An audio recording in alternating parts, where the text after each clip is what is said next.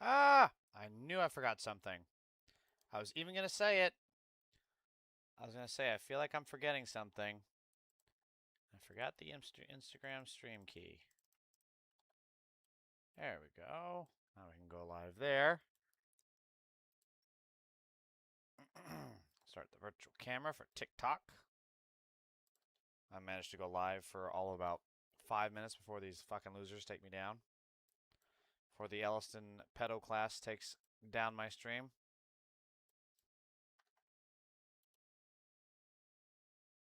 Do I have the... Yes, I do.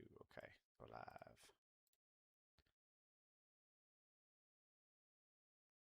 Where is... Ah, that's what I need.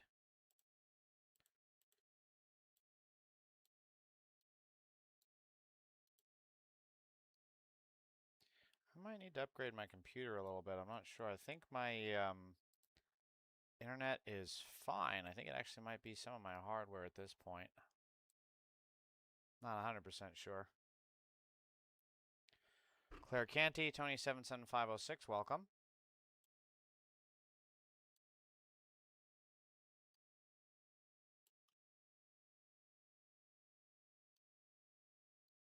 Let's get that resized. Nope, not going to do that. God, this computer is so janky. I don't know why it does some of the... This computer is like a cat, you know? It does some things. I'm like, why are you the way that you are? And even it can't explain why. Okay. Hey, Equeer, how are you? Oh, I'm sorry you're having a bad day. What's going on? You want to talk about it? Lori Kafin, welcome. All right, let's see here. So, the White House Correspondents' Dinner was a disaster, as anybody with a functioning singular brain cell could tell. You're open for the trolls to go whack? Oh, I'm sure they will. I'm going to be covering Elon Musk and Donald Trump, so that's going to bring them all these losers out from under their what do trolls hide under? Bridges? Oh, you're from Canty. I mean, you're from Canada, Claire. Very interesting. Claire Canty. Very cool. Well, you might not understand some of the stuff I'm about to talk about if you're from Canada, or maybe you will. I don't know, but let's dive in, shall we? Here we go. Here we go. And now the Katharine Graham Award for Courage and Accountability, named for the legendary Washington Post publisher. And it comes with a prize of $10,000. Whoa. This year's award goes to the Wall Street Journal. Yuck. The Journal's courageous reporting on President Trump's past relationship with financier Jeffrey Epstein triggered the release of the so-called Epstein files, thousands of documents that might otherwise have remained hidden from the public. And despite the president's threat of a lawsuit, the Journal published a story about a provocative letter I'm really sorry to hear about that, Epstein Equeer. bearing President all Trump's right. signature. Trump quickly filed a $20 billion lawsuit against the Journal, revealing reporter Khadija Safdar's home address. Her family had to be relocated. He's like, what can I do? I had to shut him up somehow. But the reporters continue to file revelatory stories. Sinclair Fur, Please welcome the winners of the Katharine Graham Award from the Wall Street Journal. Khadija Safdar, Sadie Gurman, Annie Linsky. So remember that these women apparently had their addresses doxed by that pedophile in chief that's sitting just off screen here. So this has to be a real moment for these ladies to walk out and be like, "Fuck you, pedo. We're still getting this award." Josh Dawsey again, Alex Leary, Rebecca Ballhaus, and Ryan Barber. Their colleague Joe Palazzolo could not attend tonight.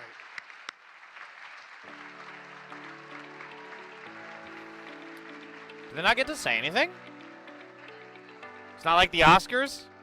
They don't get to. Oh, you shook his hand? Oh, did you see that eye roll, though? Holy shit, that was awesome. I mean, it was pathetic that she shook his hand, but hang on, watch this.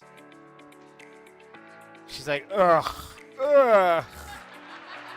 Oh, you never shook his hand? Yeah, I don't know. And look, what the fuck is that reaction?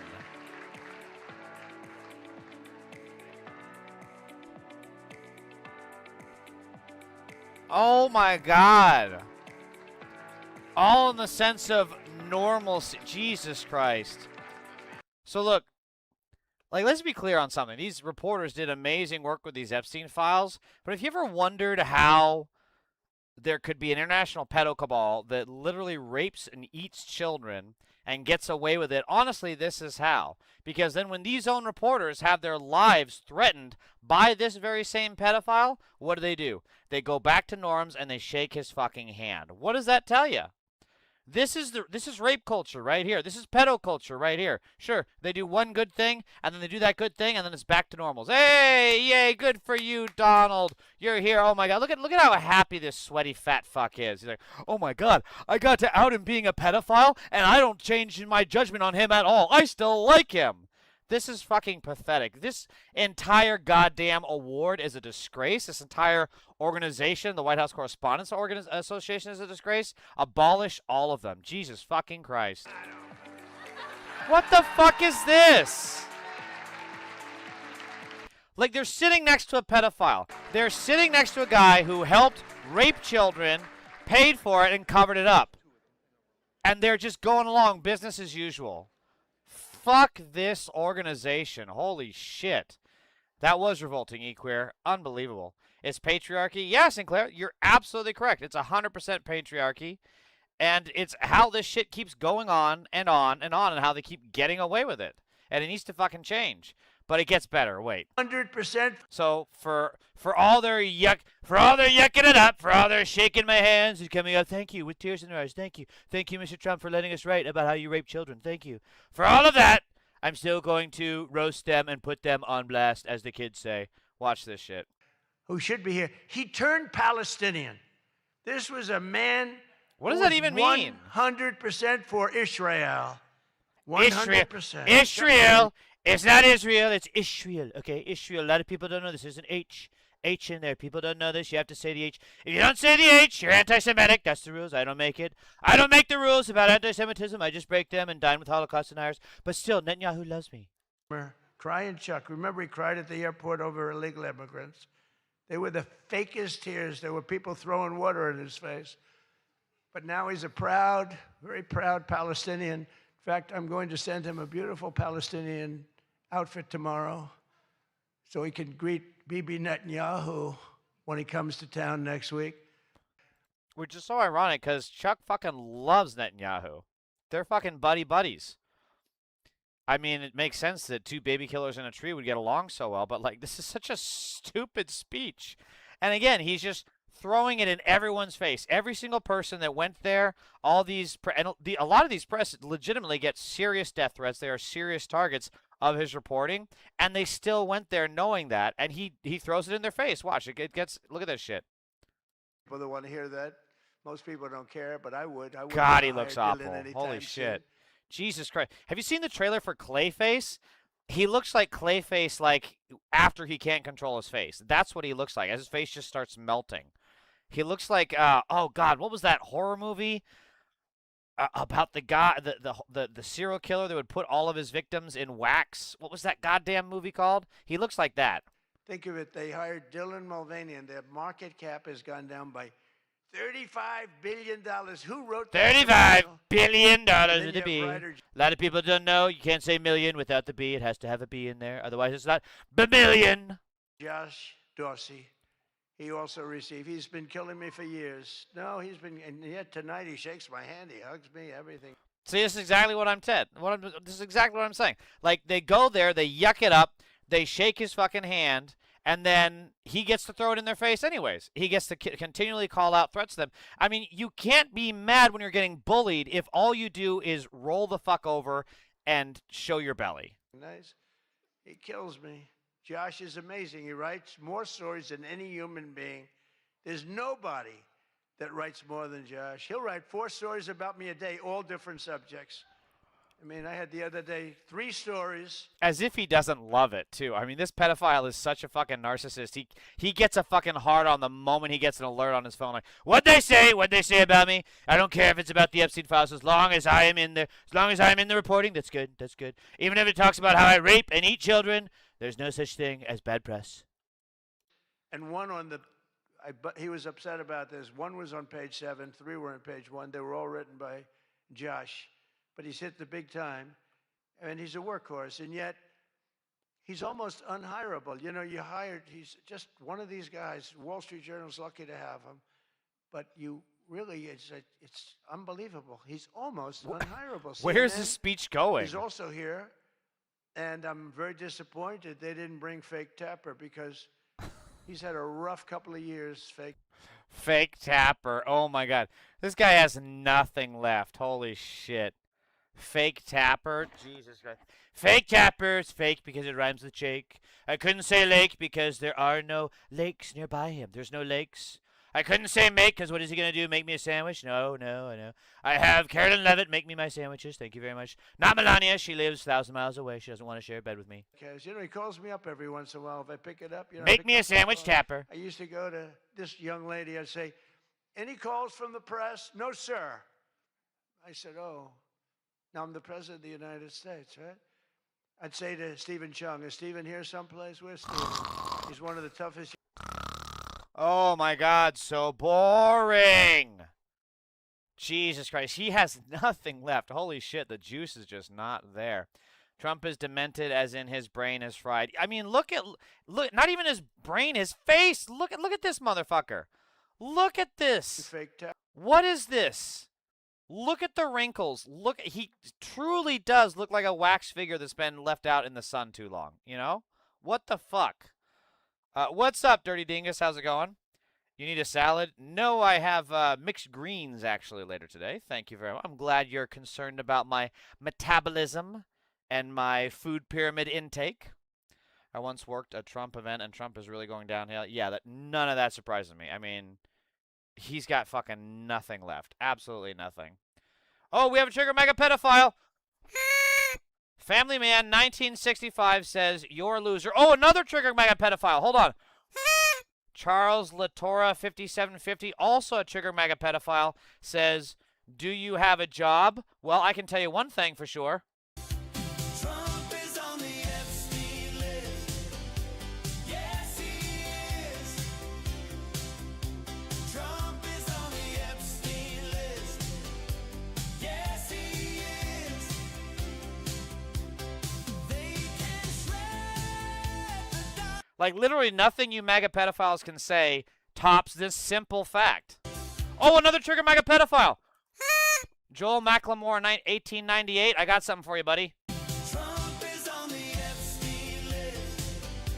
Yes, he is. Trump is. Again, nothing you can say about, like, I have a job, I'm a communist. None of that changes the fact that you're a pedophile supporting a pedophile. None of it changes anything. Hashtag cult, exactly. Pissed off MAGA cult chomos here. Yeah. Chud Magnet, that's me. I am the original Chud Magnet. The Chud Magnet. Well, there you go, Equeer. The MAGA pedos have found the stream and are getting triggered by it. Oh, another trigger MAGA pedophile. Mark Van Wee Elden 6306. Got some for you, buddy. Trump is on the Epstein list. He says, listen here, turd blossom. Oh my God, do you guys hear how cringe you are? You're calling me a turd blossom while... Trump is on the Epstein list. Yes, he is. Trump is on the. I mean, what would you rather be, a turd blossom, whatever in the fuck that is, or on the Epstein list? I mean, it's pretty obvious what most Americans would prefer, but that's why pedophiles like Mark Van Weelden 6306 are not American.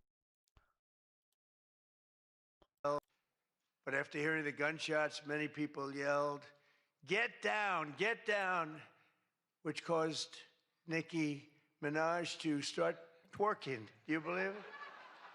Get down. Oh my God. She's the only one that really understood.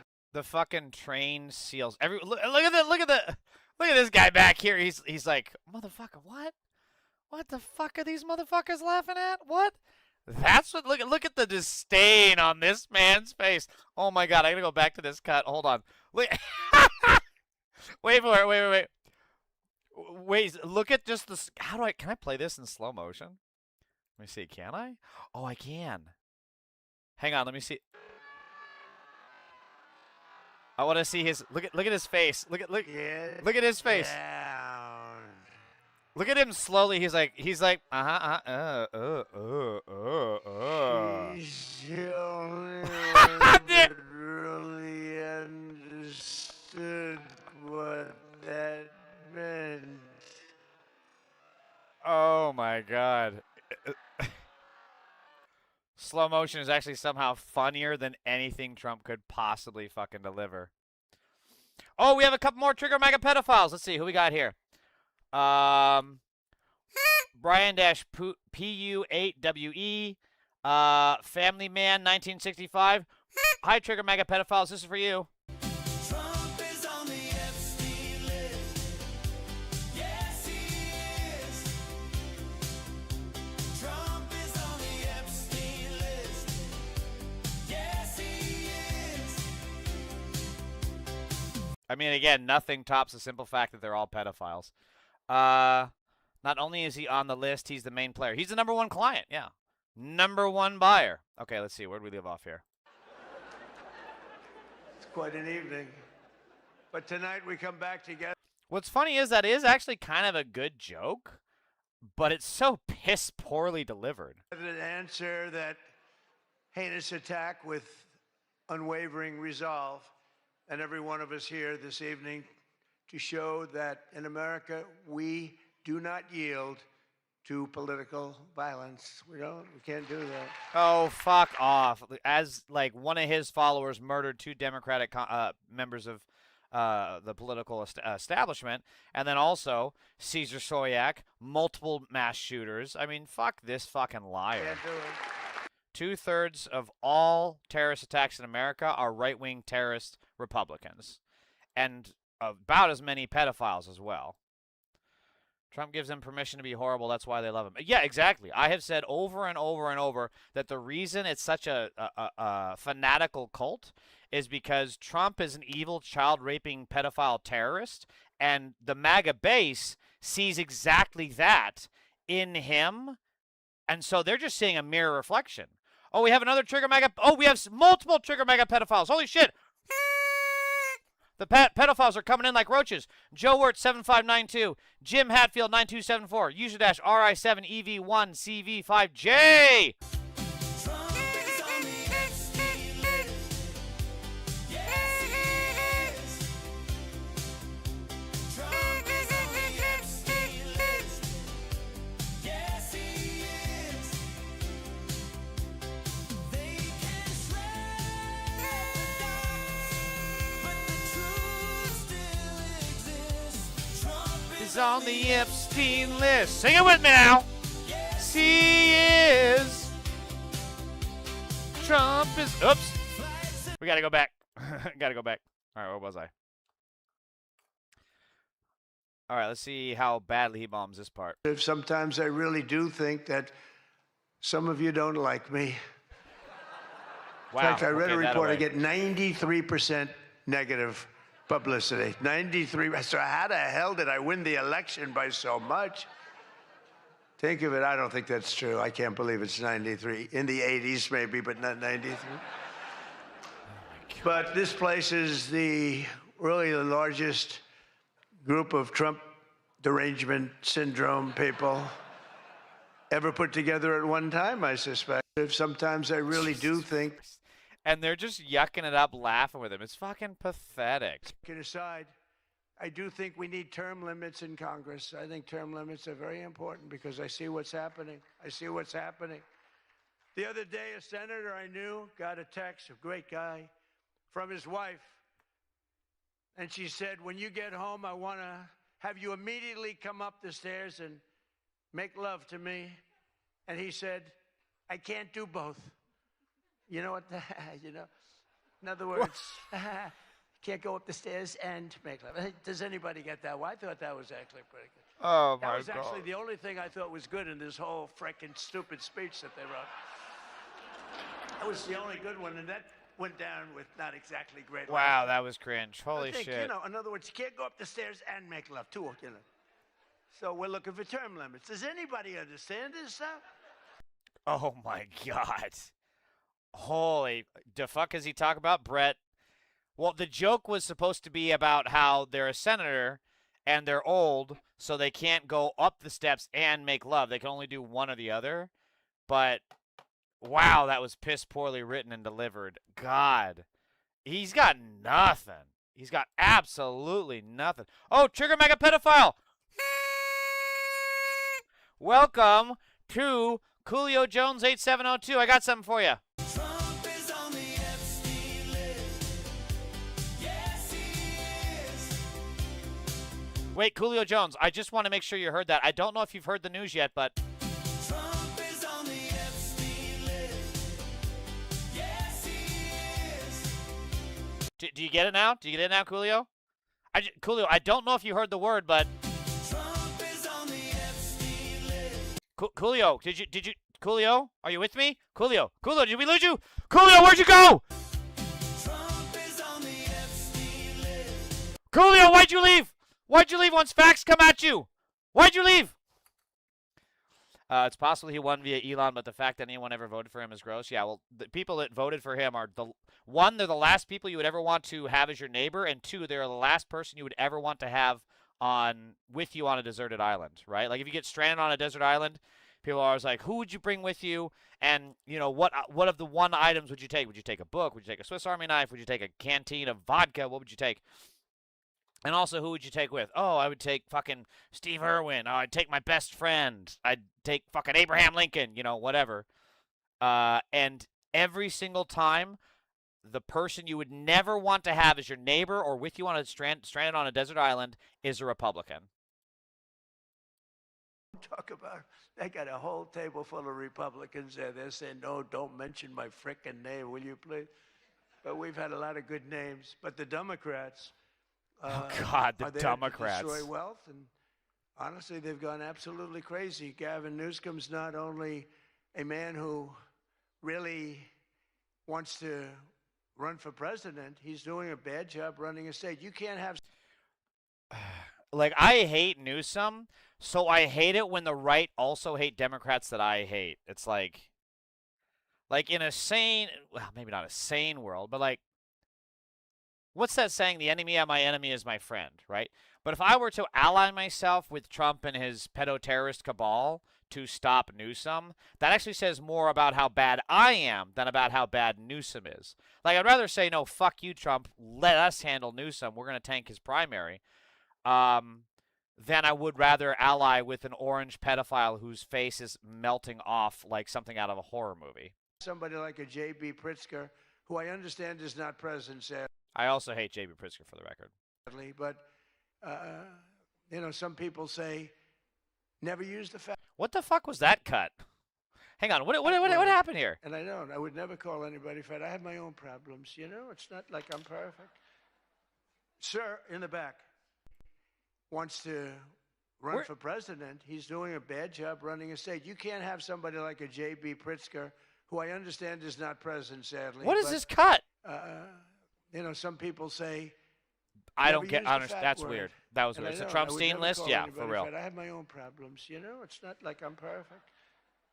Sir, in the back, don't call him a fat pig, okay? I'm sticking up for him. Don't call him you. You can't do that, sir. You can't call J.B. Pritzker a fat pig. Please. All right? Keep in mind, this orange Nazi pedophile literally called a reporter piggy, right? What do you say to her? Like, quiet, piggy? Wasn't that it? Quiet, piggy, quiet. And he's yapping about how you can't say that to Pritzker, and you can't, because he's got his own. None of this shit makes any fucking sense, dude. Thank you very much. I appreciate it. Everyone's trying to figure out who is that guy? Does he exist? But the nice part is when you do that, the press can't get you, because I'm defending a man who obviously has a problem. Actually, he's lost a lot of weight. I saw him recently. He lost quite a bit of weight. I don't know what the hell. He's got no chance, believe me. Anything he does, a family. Hey, Kitty Lifestyle, how are you? A number of other potential. It's just, nothing makes sense, right? What is calling him a fat pig? MAGA, how does him calling you a fat pig, how does that improve your lives? What the fuck? Dime Drawer says, I'm ripping smelly, juicy cabbage farts all day. Jesus Christ.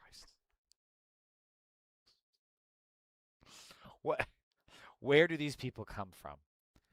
But like, how does him? I'm sorry, now I can't read. Fuck you, Dime Drawer. I was talking about something kind of semi-important.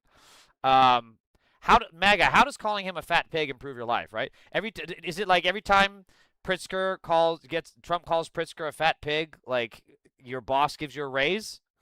Every time he calls Pritzker a fat pig, gas goes lower? Like, what does that do for you? It doesn't do shit.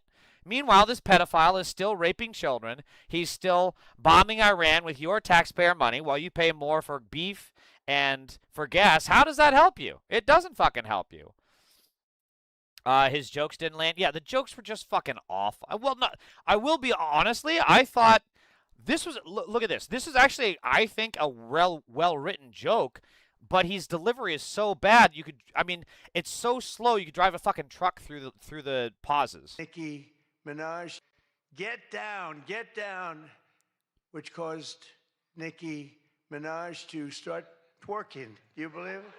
See, like, it's such just bad. It's so long.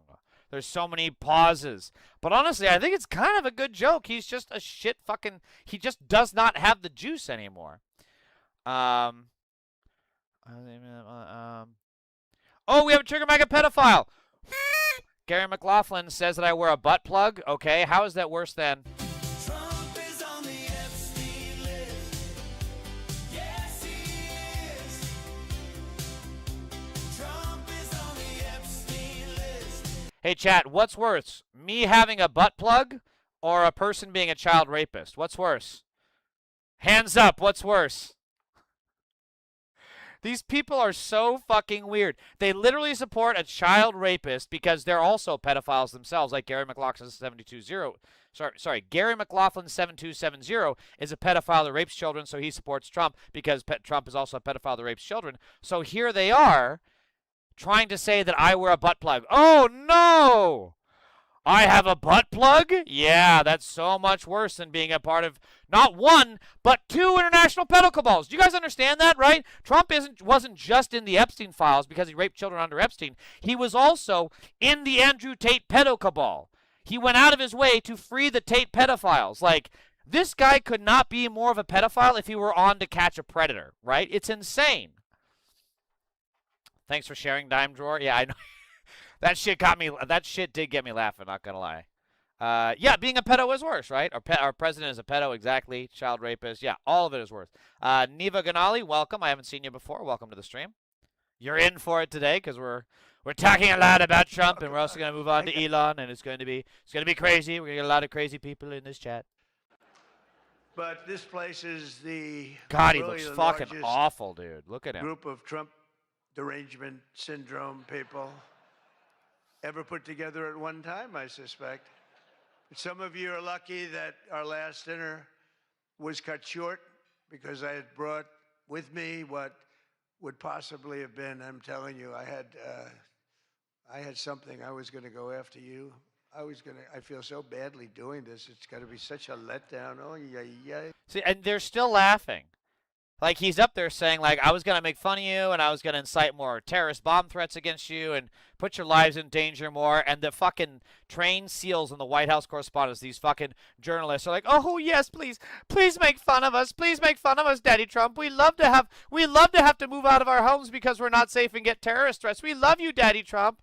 These people are I'm sorry, but these fucking mainstream journalists are just the absolute worst. They are the reason we're here.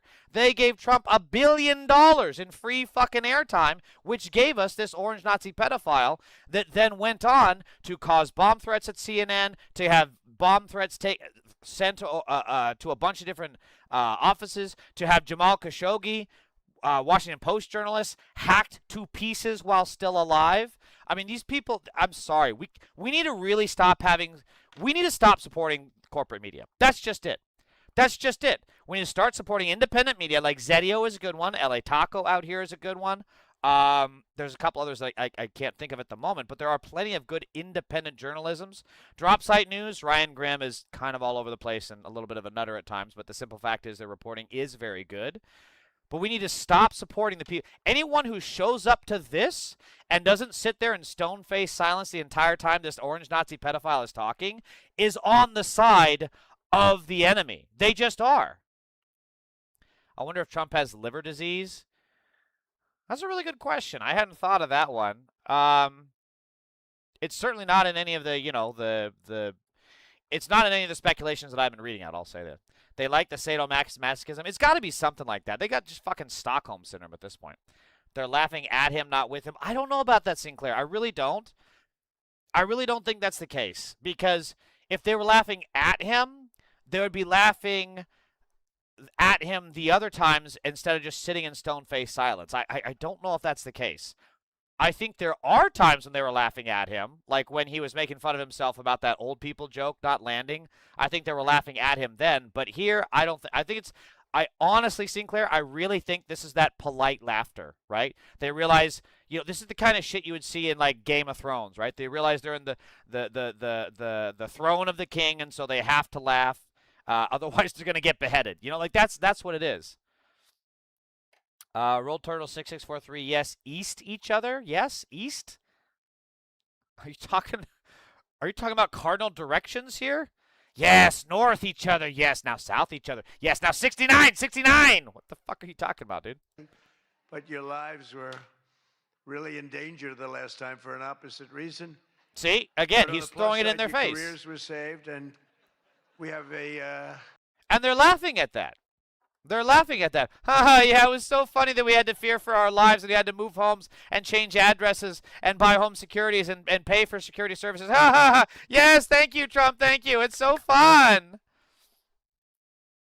Amza132 says, stupid Americans voted for this shit. Yes. Well, this is America. We have a lot of stupid Americans here.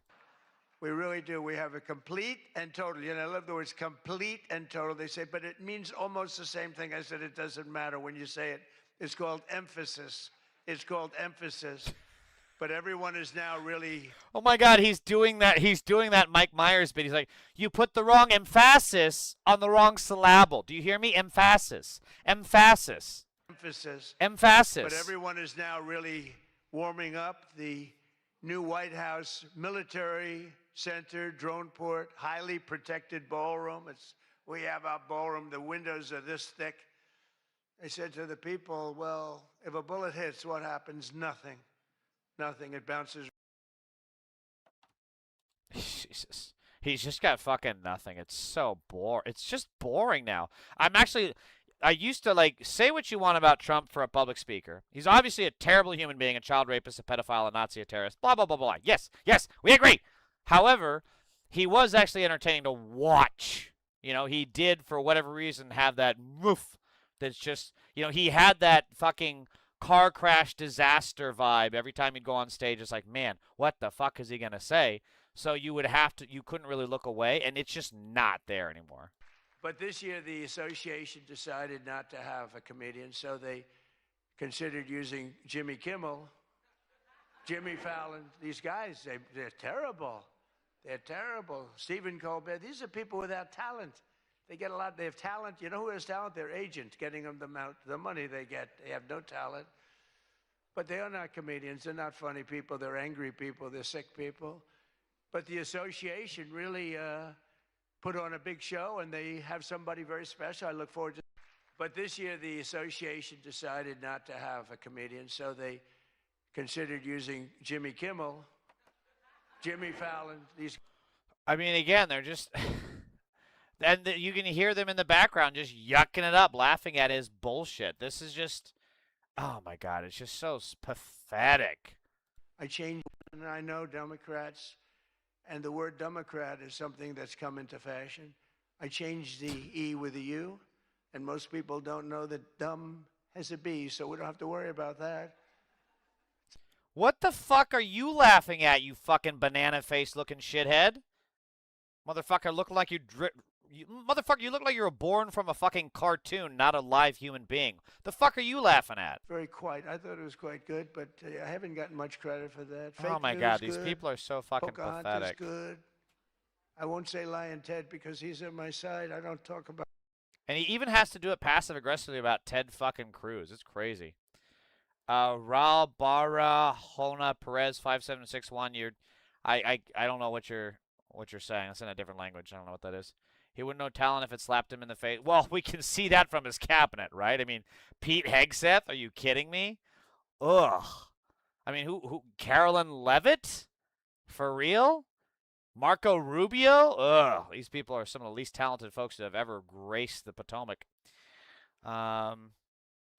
Tim Pool and Tim Cass have made war on Antifa. Oh no, I'm so scared of a bald chicken shit loser that has to have his checks written by a foreign government because he doesn't want to love his country. Oh no, Tim fucking Pool has made war on Antifa. Wow, does that mean he's going to come out of his mother's basement for the first time in 5 years? He has mush brain, needs the 25th. Well, no argument there, but sadly that's not going to happen. His policies of enabling wildfires, paying drug addicts to be homeless, giving free sex changes to illegals, and telling rich people they're going to take free sex changes to illegals? What the fuck? Like there's just something right on the Rio Grande that's like, hey, immigrants, come on in here. Yeah, you go in a man, come out a woman. That's right. You go in a woman, you come out a man. Takes you a little more than 3 weeks. Actually, more like 3 years. 3 weeks is just the initial consultation. Then you have to see if you really want to do it. Plus, you have to take the hormones, which takes another couple years before we can even talk about surgery. Then when we talk about surgery, you have to go into more consultation with other specialists. But, yeah, it's immediate, and it's totally free. Actually, it's not free if you don't have insurance. You have to pay us out of pocket. If you don't pay us out of pocket, then we just kind of throw you out to the side and then we send you to ICE. But, hey, it's totally free. Totally free sex changes for immigrants. This is just the you know how fucking brain dead you have to be to believe this stupid shit. Anti-rabbit carrot. I'm so tired of this existence. What the hell happened? The 90s look so good, at least in a good direction. What happened? Racism happened. Racist fucking losers decided that a pedophile was more important to support than a black man. He's just so ridiculous. It really is. I mean, who said? Hold on. Who says this? What free sex changes to illegals. Free sex changes to illegals. Keep in mind, the Democrats want to give free lunches to schools and to the pedo party. They're like, that means free sex changes for illegal immigrants. It's just, you have to be so fucking brain dead to believe this shit. Oh, speaking of brain dead, we have a trigger mega pedophile. Aaron Carmona 4747 says the left loves fascists. Well, you know what you pedophiles love? Trump is on the Epstein list. Yes, he is. Trump is on the Epstein list. Sing it with me now. Yes, he is. They come in here yapping, and like nothing can top this. I'm sorry, you support a pedophile. I don't give a shit what you think about me. You're a pedophile supporting another pedophile. That's my trump card. I have a trump card on you, okay? On you. My trump card is always that Trump is on the Epstein list, okay?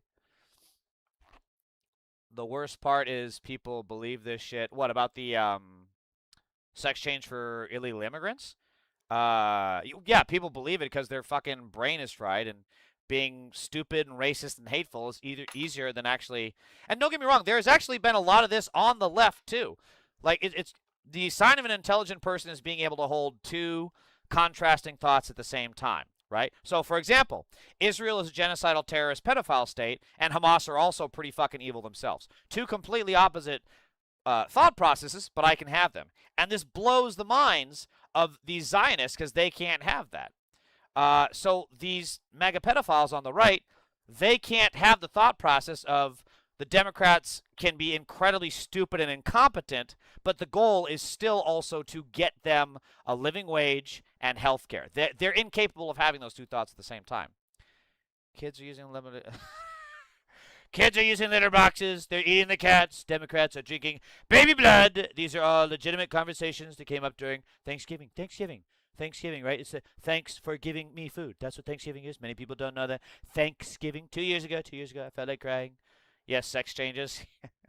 They're just perverted. That's here's the thing, Carrot. They're also extremely perverted people, right?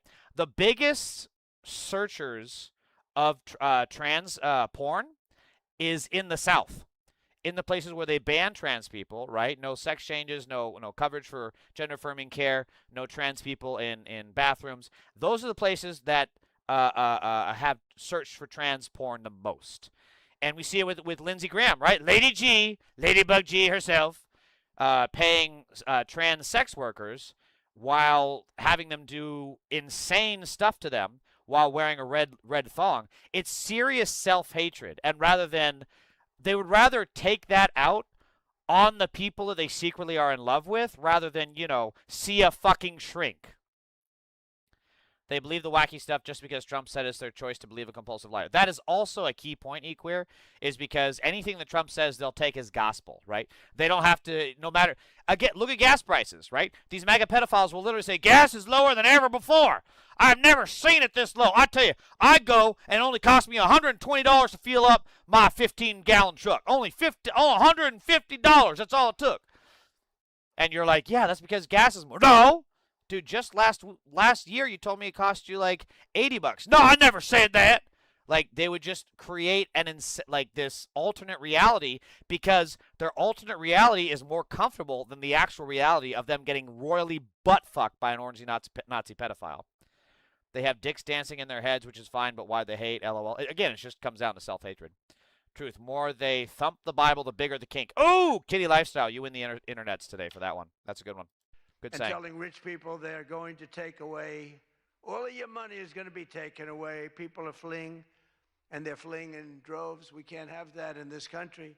And keep in mind, the money is being taken away right now to fund data centers. Like, all these billionaire pedophile class people are getting tax breaks and they're getting government contracts to build these fucking data centers. That is where your money is going. It's not going to your health care. It's not going to school lunches. It's not going to fix the fucking potholes. It's not going to build more mass transit, more roads. It's going to pay for more bombs and more data centers. That's all it's going to.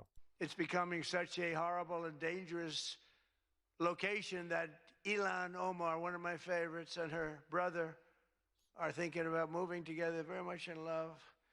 The video has surfaced recently of Ilhan giving a speech referring to World War II as World War XI. And they asked her about that. She thought she got it right. This is literal fake but news. I'm not surprised because she's a low IQ person. And she's also a very dishonest person. And she ought to get the hell out of our country. She shouldn't be here. She shouldn't be in our country. She also calls her brother. This is just hate bait. That's all it is. It's not based on any reality. It's just based on throwing a bunch of shit at the wall, like you were saying, Equeer, to see what his pedo cult will hate the most. Will they hate the most for his bullshit lies about her saying World War XI? Will they hate the most for his bullshit lies about moving in with her brother? Will they hate the most about him just saying she doesn't belong in their country? What is his base of terrorists going to hate the most? And that's going to be the thing that they just push out in corporate media for the next couple of weeks until they need something new to hate about to distract from the fact that their beef prices and gas prices are going up, housing is more unaffordable than ever, and also you don't have health care, and also your wages are going down. There's that. Their husband, number one. Omar is reportedly being investigated for fraud. She revised her net worth. I was shocked to see that she was worth much more than $30 million. Oh my God! As this guy literally gained more in the first 2 years of his in the White House than he has in his entire career, and he wants to yap about Ilhan Omar. This is it's always projection. Remember this. It always comes back to projection every single time. And then when the press got on her, she revised it slightly downward to less than 18,000. So she went from much more than 30 million to 18,000. Also I know bullshit. Democrats, and the word Democrat is something that's come into fashion. It's just so pathetic. But and here we go with. Hang on, wait a minute. Where's the? Did I not? Let me see. Well, I guess this. Okay. Well. Okay. But just like my presidency, the second time is always better. It's always better. And the third time will be better yet. Oh my God. I'm only kidding. Again, the corporate media just loves this. They don't care. They would rather fight more for proximity to power than they would for the First Amendment. That is a simple fact. That's why they're there, right? They want to have the proximity to power. They don't care that this pedophile is trying to illegally violate the Constitution and run for a third term, which is of course illegal and not allowed. But they don't care. They'll still yuck it up. Oh, yes, we would love a third term for you, Daddy Donald. Oh, we would love that. Please, please let us call you Daddy. There needs to be a complete turnaround in the way we view the press in this country. We need to stop supporting corporate news, especially the New York Times. Abolish the fucking New York Times, Washington Post, Wall Street Journal, hell, even MS Now, MSNBC, whatever the fuck they're parading themselves around as nowadays. Stop trusting them. There are a few relative instances where they can be trusted, but by and large, this is what they support. They're there laughing about a guy talking about breaking the Constitution, which he's already broke multiple times, just with the Emoluments Clause alone.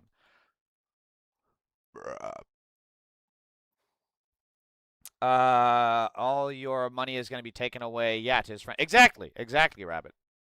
Well, we see it every day. I mean, our taxpayer dollars go to fucking Elon Musk, the pedophile. Please let me on the island, Epstein, to get his fucking contract. So, Roman numeral 11 is to. Well, yeah, that's the point, right? It's just unbelievably stupid bullshit that they throw out there. It's throwing shit at the wall, seeing what sticks, and whichever shit glob his pedo cabal latches onto, that's the one that they're gonna go for to try and gem up an outrage. No way! America's great again! Yay! It's so great! Oh, we have a trigger mega pedophile. NIV Bradford asks, isn't Antifa a terrorist organization? Hey, isn't Trump? Trump is on the Epstein list. Yes, he is. NIV Bradford, did you catch that? On the Epstein list. Yes, he is. NIV Bradford, hold on. Trump is on the Epstein list. NIV Bradford, did you catch that? Hold on, buddy. I want to make sure. Did you catch that? Trump is on the Epstein list. You caught that? Okay, good. Just want to make sure you caught that. Yeah, so sit the fuck down and shut the fuck up, pedophile. Man, Obama really scared his idiotic racist self. Yeah. Well, that brought out all the closeted Nazis to be against America. Look, I've been enlisted by the Democrats. They definitely do better on my way to socialism. I'm there. Yeah, Carrot, don't get me wrong. I said this on my stream Friday, I think it was. I have been a loyal Democrat all my life. The simple fact is the Democrats did not leave. I did not leave the Democratic Party. The Democratic Party left me because as I am still in favor of taxing the rich, health care for all, and a living wage and more unions, I'm still in favor of all of that, right? But the Democratic Party has turned weaker and weaker and weaker and sided more with corporations, and they have just completely dropped to all fours and spread their cheeks for the fascists. Every socialist government that had a shot of doing a good job, the USA fucked up because they couldn't have it. Well, yeah, they can't have an example of something successful. Corporate media talking heads make 10, 20 million a year, so they insulate. Yeah, exactly. Well, look at Jake Crapper. I mean, that motherfucker's he's not gonna get affected by any of this shit. I mean, hell, he's got a fucking golden parachute so he can flee the country if shit really went south. Oh, we have trigger mega pedophiles. We got two of them. T. Borsellino 4515. Hey, T. Borsellino 4515. Did you know that you're a pedophile? And also, Trump is on the Epstein list. Yes, he is. Trump is on the Epstein list. Yes, he is. Trump is a pedophile, T. Borsellino, and you are too. Corporate media. Oh, wait, I already said that. The Democratic Party exited stage right. That's exactly correct, Equeer. It's exactly correct. And here, this is a great example of it. I can't remember I think it's Melissa Zhang. I can't remember her first name, but like she's out here yucking it up with this saying shit like this. Make sure it carries her through to the next 250 and beyond. President Trump, I've covered you for a long time, and so have many reporters in this room. When we ask questions, you push back, you give us answers, and we push back by calling him a fucking piggy, by inciting terrorist attacks against them, by tweeting at them at 3 in the morning while he's on the crapper. Fuck you, Zhang. Jeez, fuck this lady. back. You have always been a deal guy. Well, that's the deal. Oh my God, this is The First Amendment embarrassing. is a done deal.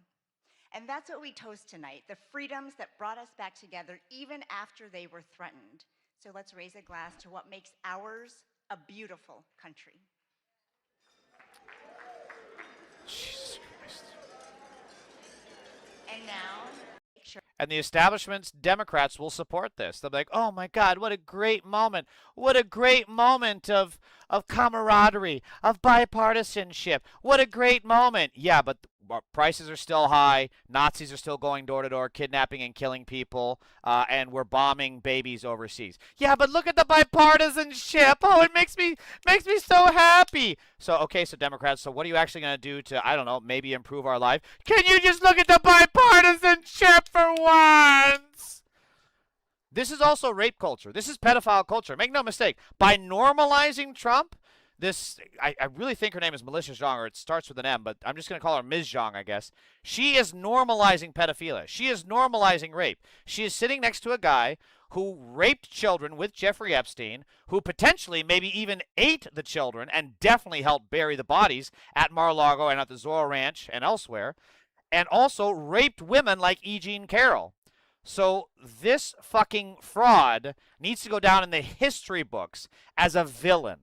There is no world where this person should have a place in polite society ever again. She should never have a job. She should never have a home where she cannot be constantly hounded and shouted at for enabling this pedophile, this Nazi, this rapist to destroy America. She has no place in polite society. The only place that she has in polite society is behind fucking bars with every other Democrat that enabled this pedophile Nazi. Smooch that butt, lady. I mean, she did. That ass was fucking covered in saliva. Democrats left me when Obama dropped the public option. We could have done even better, but that's when it really hit. Then Citizens United, not a single media cycle or politician talking about it. I totally get that, Rabbit. For me, I was a little bit later in the cycle. I still like Obama generally as a president and as a person, but don't get me wrong, I have plenty of criticism about him. But I do respect him as an individual. So mine was a little bit later, but I respect you for that being your turning point, right? I totally understand. She's full of shit. Yes, she is. They hate Mamdani because he shows the corporate Dems could help us if they wanted to. Yeah, and they choose not to. Imagine how much more powerful we would be if the corporate Dems were to help us.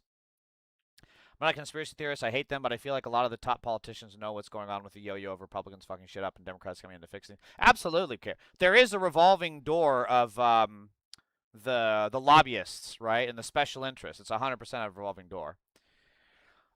Sinclair Fur, gas, groceries, clothes, shoes, everything you need is way more expensive, correct? The Democrats at least want to feed us and give us health care. Yes, well, some of the Democrats. You say that kind of stuff to John Fetterman, and he'll just call you anti-Semitic. You know? But other Democrats, again, like AOC or Mamdani or myself, yeah, they definitely do. So Hunter Biden has a really good take here. It's really interesting to see some of his read and hear some of the things he's saying. I watched Trump's speech at the Correspondent's dinner last night. It's hard to articulate how sad. It made me sad and embarrassed and exhausted. Here's the thing about a man who is a joke. He can't tell one. Ooh, that's good. People think humor is a talent. It isn't. It's a capacity. To make someone laugh, you have to be able to laugh at yourself. And to laugh at yourself, you have to step outside of yourself and see what everyone else sees. For 1 second, you have to be just another person in the room. Most people can do this by the time they are 9 years old. He has never once imagined it, not in 50 years of cameras, not for a second. This is not a quirk, it is a symptom. The muscle that lets you tell a joke is the same one that lets you feel what another person feels. A man who cannot survive being laughed at cannot imagine being anyone but himself. He will only ever be genuine when it is photographed. He will only ever be kind when it is filmed. There is a name for it. So he stood up there and did what he always does. He hit down. He made jokes about people's weight. He made jokes about their intelligence. He made jokes about how women look. He read out the names of people he doesn't like and mocked them, always mocking. And when no one laughed, he blamed his speechwriters. The cruelty dressed his humor was worn so thin. And for the 30% of you still in the cult who will inevitably call me a crackhead and blame it all on my dad, all I can say is, please, for the love of God, open your eyes. Wake the fuck up, have some dignity, have some pride. Joe Biden wasn't standing at that podium last night. Donald Trump was. And at the end of it, he put on a red hat that said Trump 2028 and told the room he was running again. No one laughed because everyone knows he has no intention of leaving. Just another joke at our expense. He's had a really interesting turn lately, right, with everything that he's been through, and I support it. I'm kind of here for it. Chairman Africa, welcome. I'm kind of here for it because we need people with his platform to be able to speak about this. And if you read the stuff he's saying, I mean, it's pretty accurate. This is what I've been saying about him for a while, too, is and I see it all the time in comics who can't make fun of themselves. They tend to not be very funny. Generally, it's not 100%, but by and large, you have to be able to make fun of yourself to make fun of others. And I think this is also part of the reason for the downfall of Bill Maher in a way, because I think Bill Maher has gotten so high off his own supply that he's no longer able to make fun of himself, right? So then his stuff, and also his takes have just gotten worse and worse over time. So I think this is a very nuanced take, and I think it is very spot on, personally. Dems keep hammering the message of Ken Martin, chair of the DNC. Kitty Lifestyle, I'm glad you brought that up because I'm covering him in just a bit here. Republicans having the platform fiscally conservative being the opposite, and Democrats being liberal fiscally, but being the responsible ones. Trump's a psychopath, now with dementia. Yeah. Agreed on all points. So this is Semaphore newsletter. CNN leadership was furious about Trump's comments about Caitlin Collins, et cetera, et cetera. So the White House Correspondents Association and the Press Corps have struggled with how to celebrate work that's often flattering to the president, as the president loudly complains about and tries to undermine that very work. The White House Correspondents Association decided to book a mentalist this year. The group had to cancel the comic at last year's dinner after she'd angered Trump's team. Oh, my God. So fucking pathetic. During Trump's first term in 2019, the organization replaced the comedian with a historian. What's better than press freedom history at 10 p.m. on a Saturday night? COVID bailed the White House Correspondents out of booking a follow-up act in 2020. It's an annual dance that's gotten increasingly tiresome for many in the White House press corps, some of whom seem ready to heed Baker's advice. CNN staff in particular are livid about comments that President Trump made about anchor Caitlin Collins. CNN execs and leadership have attended the dinner and participated in the annual festivities, partly as an opportunity to celebrate the network's hardworking journalists and partly to avoid the optics of making a political statement by not going. Oh, yeah, God forbid a news network make something political. Wow! It's not like they have an entire, politics section and a politics desk, but God forbid they make a political statement. Oh, wow. Not like their entire organization is inherently based on the First Amendment, which is in and of itself political. What this comes down to, ladies and gentlemen, is just simple fucking cowardice. That's all it is. They're afraid of invoking Trump's little impotent pedophile wrath, of, throwing the FCC at him or having ICE raids or the FBI subpoena shit. That's all it is. So they would rather go on with business as usual than actually stand up and fight for their country and fight for their rights. They won't even fight for their right to party. It's pathetic. Where was I? But following Friday's dinner, some network leaders internally discussed the possibility of scaling back the network's presence at the dinner next year. Yeah, that ain't going to happen. Or skipping it altogether if it's going to be a platform for making crude remarks at their employees' expense. What did you think was going to happen? This is so fucking stupid. Of course he was going to make fun of you guys. That's his entire platform. He doesn't have anything. He doesn't have solutions, right? He doesn't have remedies. He doesn't have answers. All he has is cruelty. And that's the only thing that sells. And he's also a pedophile rapist that you guys platform. Repeatedly. Jake Crapper literally kissed the fucking ring, called him, "Oh, I'm doing everything I can for you, sir," the last time that Tapper interviewed Trump, and Trump still made fun of him. These people will never fucking learn. You cannot appease a fascist. If you're getting attacked by a bully, rolling over is not going to do shit. The only thing that's going to stop the bully is punching him in the fucking nose. An executive at another TV network appeared to agree with CNN's frustration when I asked them over the weekend what they thought of this year's spectacle. Another Washington media boss I spoke to pointed out that the White House Correspondents Association could have used the do-over as an opportunity to reimagine the event, but instead, on Friday night, the organization congratulated itself on throwing essentially the exact same dinner it had planned for April, and got the result, a critical and insult-heavy speech that many had feared then, before the violence. The verdict from this exec, missed opportunity. Again, this is like, stop trusting corporate media. Corporate media is the enemy. I'm telling you. Wall Street Journal, Washington Post, New York Times, these are the people to hate. These are not the people to trust. You need to continuously do your own research on this, because so many times, whether it be Israel says, ICE say, the police say, Trump says, so many times it's full of bullshit. Stop blindly trusting the corporate media. Oh, we have a trigger MAGA pedophile. Cornwall Struvenheim 83 says, Democrat, fiscally conservative. Oh, man, what a great own. You called me a Democrat? You know what's also a great own? On the Epstein list. Yes, he is. Trump is on the Epstein list. Oh, more MAGA pedophiles are coming in. Pew Pro, Richard Jordan, 51.5. Hey, it doesn't matter what you guys say about me because your leader is a pedophile. Donald Trump is a pedophile. Yes, he is. They can shred the darkness, but the truth still. Hey guys, Donald Trump is a pedophile. I don't know if you've heard, but I don't know if you heard this yet. Trump is on the Epstein list. Just want to make sure we're all clear that. Trump is on the Epstein list. Are we clear on that, class? Any questions? Any questions before moving on? I just want to make sure that you know. Trump is on the Epstein list. Any questions before I move on? That's what I fucking thought. What message are they hammering on Ken Martin? Wait a minute, hold on. Democrats have said multiple times during my lifetime after disastrous Republican administration. I'm not a Democrat. I'm a realist and care about truth and facts. Yeah, I feel the same. Carrot. Cannibal too. Yeah, Sinclair. Suppose that's. There's more evidence about Trump and Epstein and his pedo cabal eating children than there ever was in the. Oh Christ, what was that WikiLeaks thing? The Podesta files or whatever it was. What message are they hammering? Cornwall laughs at $42 trillion in debt under Daddy's watch. What message are they hammering on Ken Martin? I'll get to that, Carrot. I got that coming up. I'm a leftist. Democrats. I'm a left. Democrats are moderate right, IMO, and many others in opinion. Fallacy that Democrats can whore after corporate dollars and be competitive. Yeah, Kitty, that's the big problem that we're having right now is they're so tied to the corporations that they can't bother to, fight for the people. Fascist how? By telling the truth. That's what they don't like about me the most is I'll sit here every day and say, Trump is on the Epstein list. terrorism like killing schoolgirls. Yeah, exactly. Stop trusting the police for that matter. They lie. Yes, E-Queer. That is a very, very cruel. Joey! Welcome, Joey. Got out of here with your constant TDS. That constant Trump dick sucking had got to be hard on the throat. What's up, Joey? Good to see you. Welcome. All right, so let's move on from the White House Correspondents' Dinner. So keep in mind, as I've said, the Republican pedo party are not only child rapists, terrorists, adult women rapists, they're also con artists.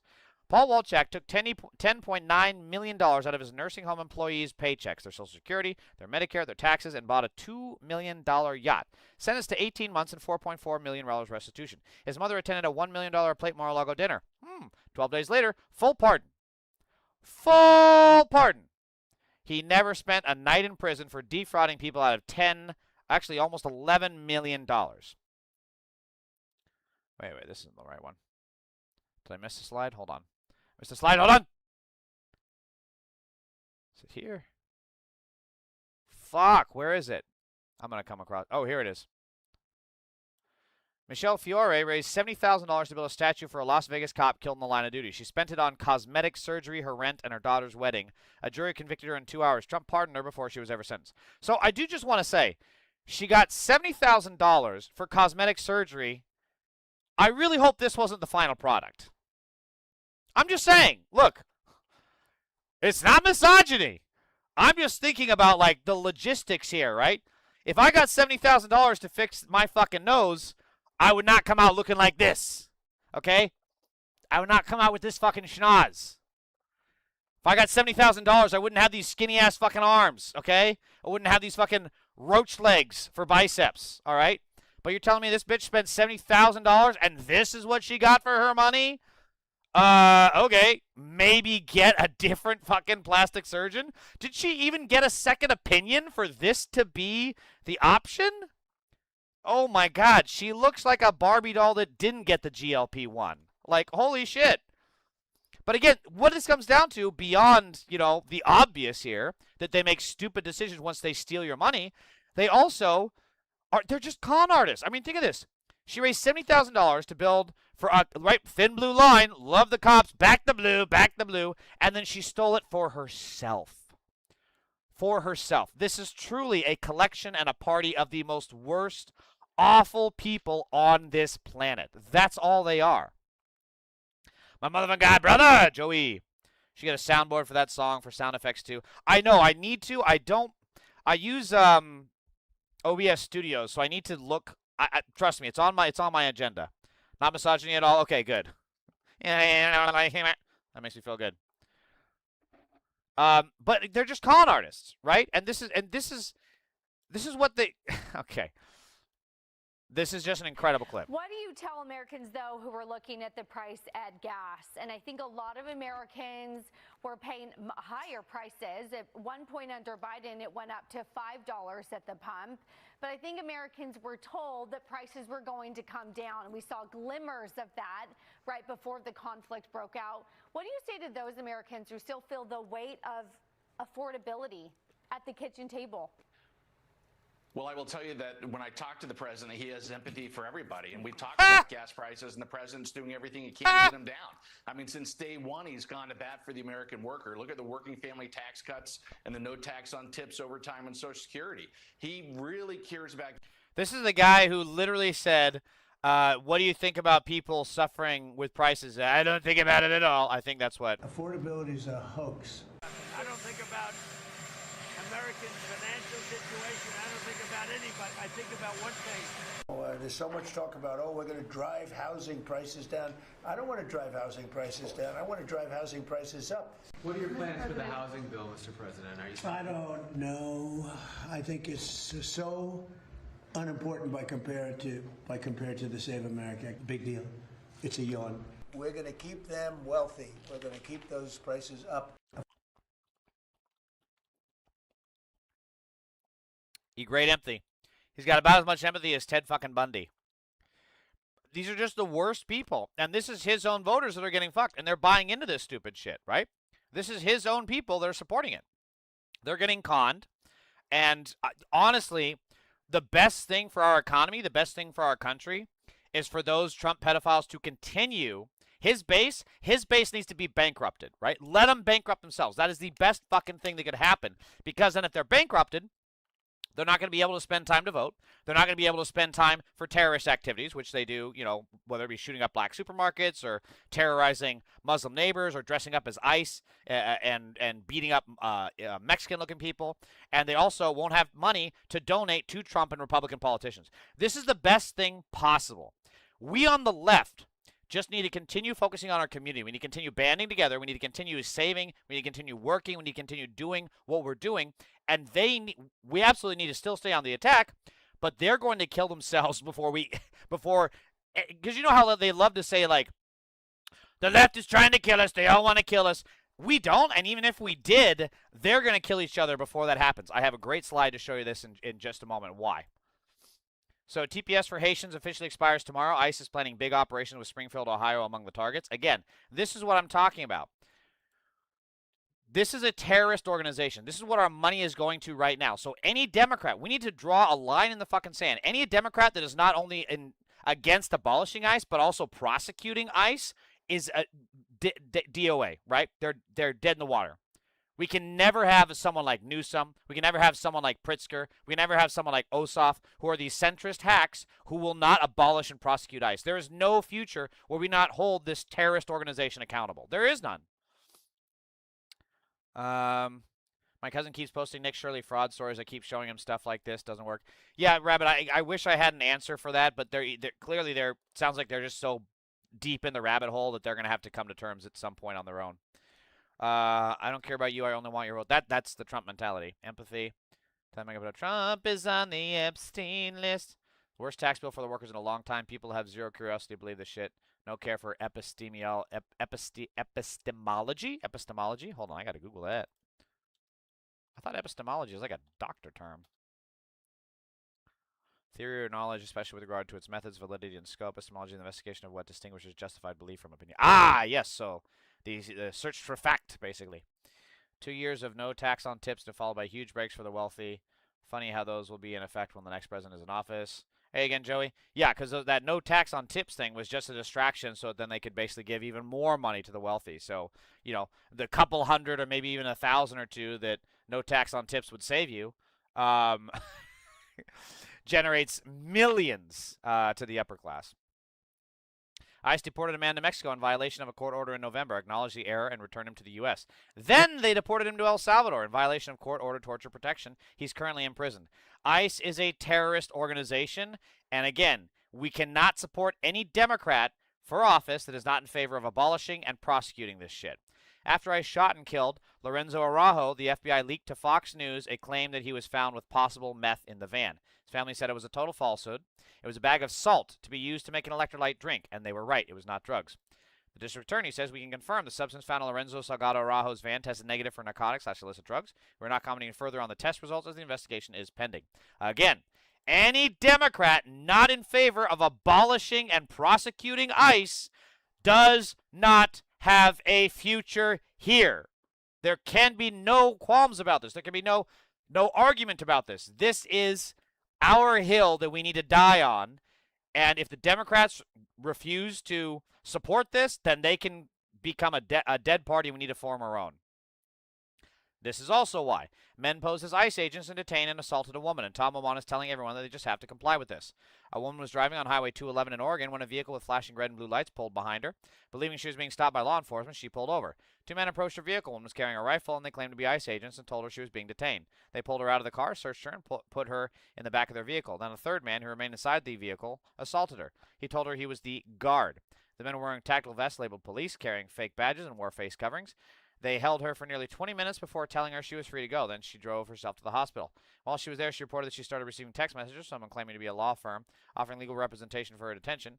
Federal authorities later confirmed this was not an official ICE operation. These were people pretending to be federal agents.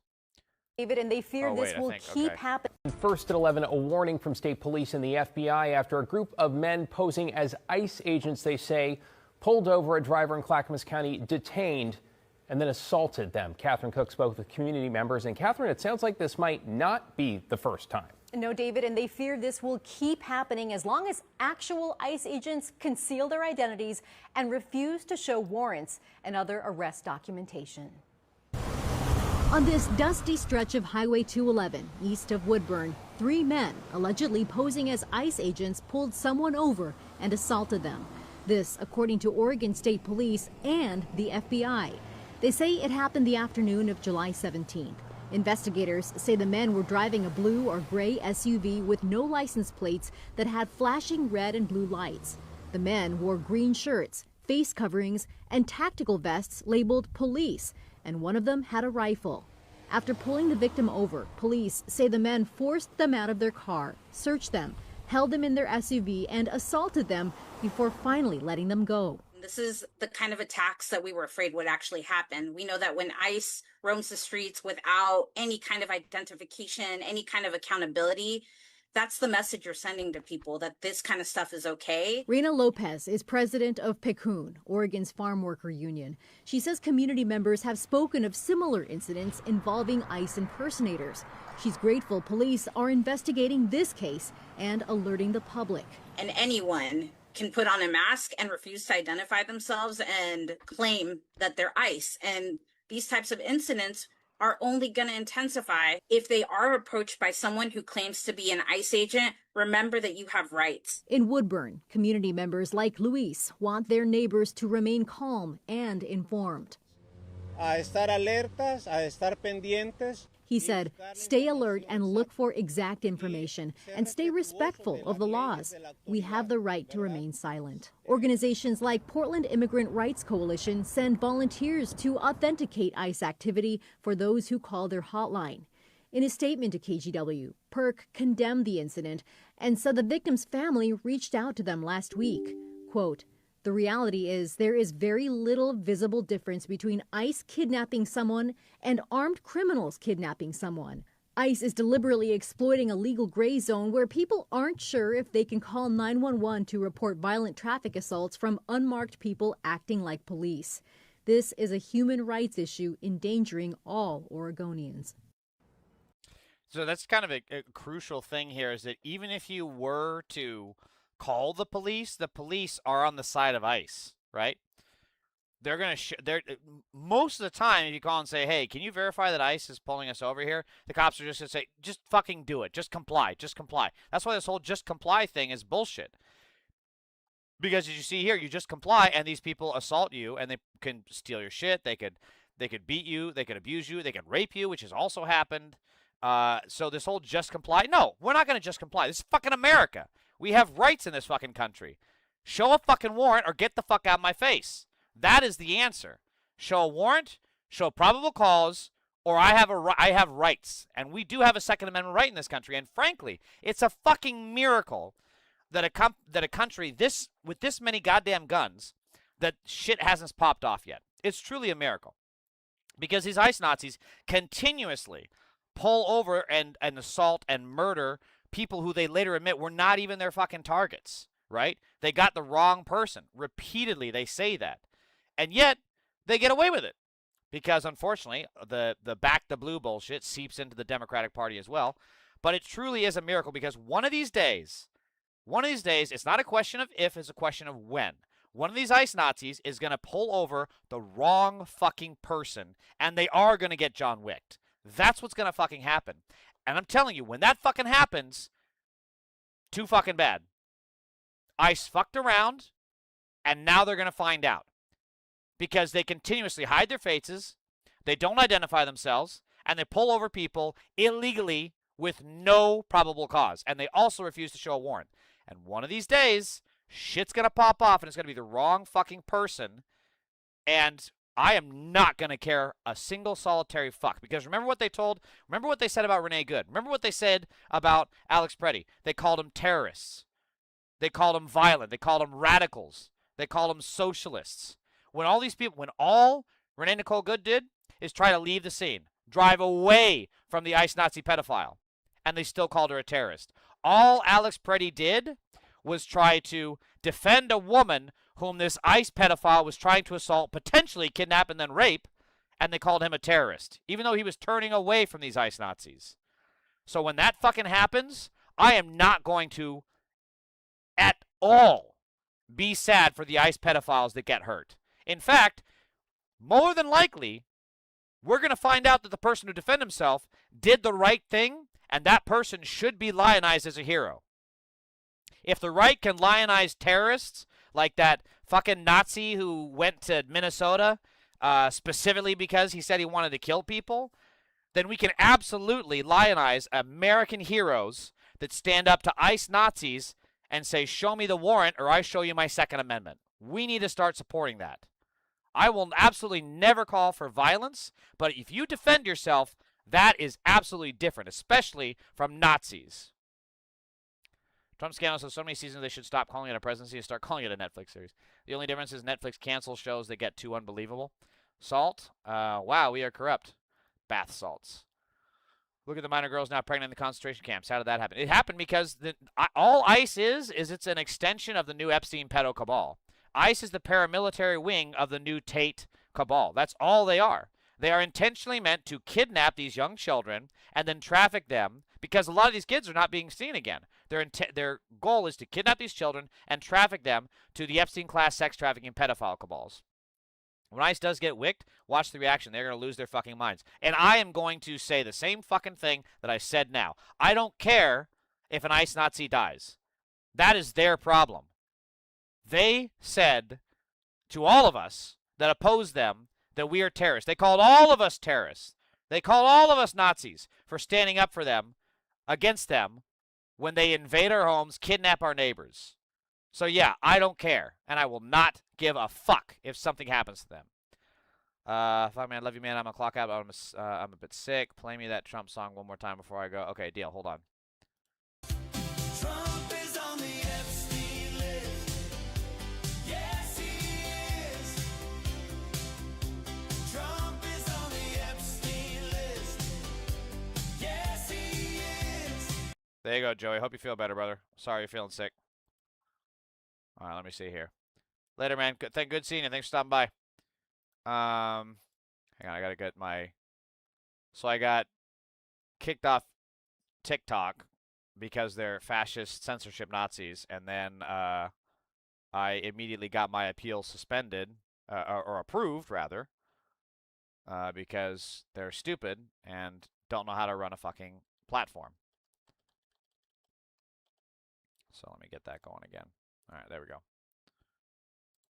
So these were some. I'm not entirely sure the context of this clip, but I thought this is a good little learning experience to see what people are doing to fight ICE and what we can do, how we should continue fighting it. Oh, are you triggered, Hanfix Cablein? Do you want to get banned again? Okay, no problem, dude. Bye-bye. Bye-bye. Bye, buddy. Fuck. Yeah, I probably banned you because you wouldn't shut the fuck up and you were a fucking weirdo about shit. Girl, tell me why there's a video circulating of a group of black children in an apartment complex who told their Latino neighbors to stay inside because ICE was in the complex looking for immigrants. They went outside with water guns, water balloons, buckets of water, water everything, and started spraying. So I just want to say this does not seem legit. It's only one guy claiming to be ICE. Normally they operate at minimum in pairs, if not in a... Actually, I don't even think they're doing pairs anymore. Nowadays, they kind of have a giant, goon squad that they travel with. So I don't know if this is fake or not, but I definitely question the legitimacy. They started spraying the ICE agents. See, it's only the one guy. They got them soaked to the point where the ICE agents had to leave. Girl. Those kids were having the times of their lives, girl. Okay, babies, y'all did that. Y'all got to find the video. I'm going to try to find the video and repost it. But, baby, let me tell you, they did their thing. They did their big one. I love the kids. It's getting litty like a titty. I don't know about this. I really question how real this is. This looks more like a stunt. I could be totally wrong. So my first impression is I think this is a bit. I think this is staged.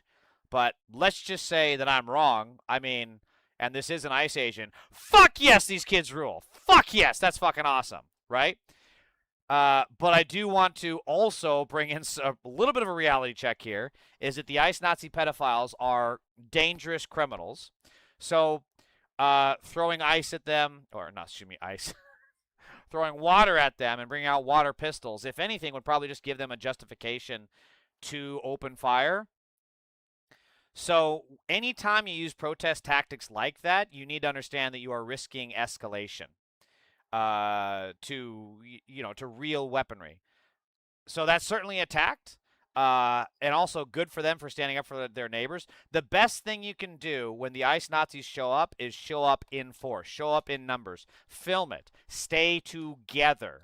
That's one of the best things, because what's going to happen is the ICE Nazis try to pick random people off in the crowd, and then sometimes what you'll see, and I'm not saying anyone do this, but you can Google de-arrest just so that you can see it for yourself. A de-arrest is when the ICE or the police illegally detain someone in violation of their rights.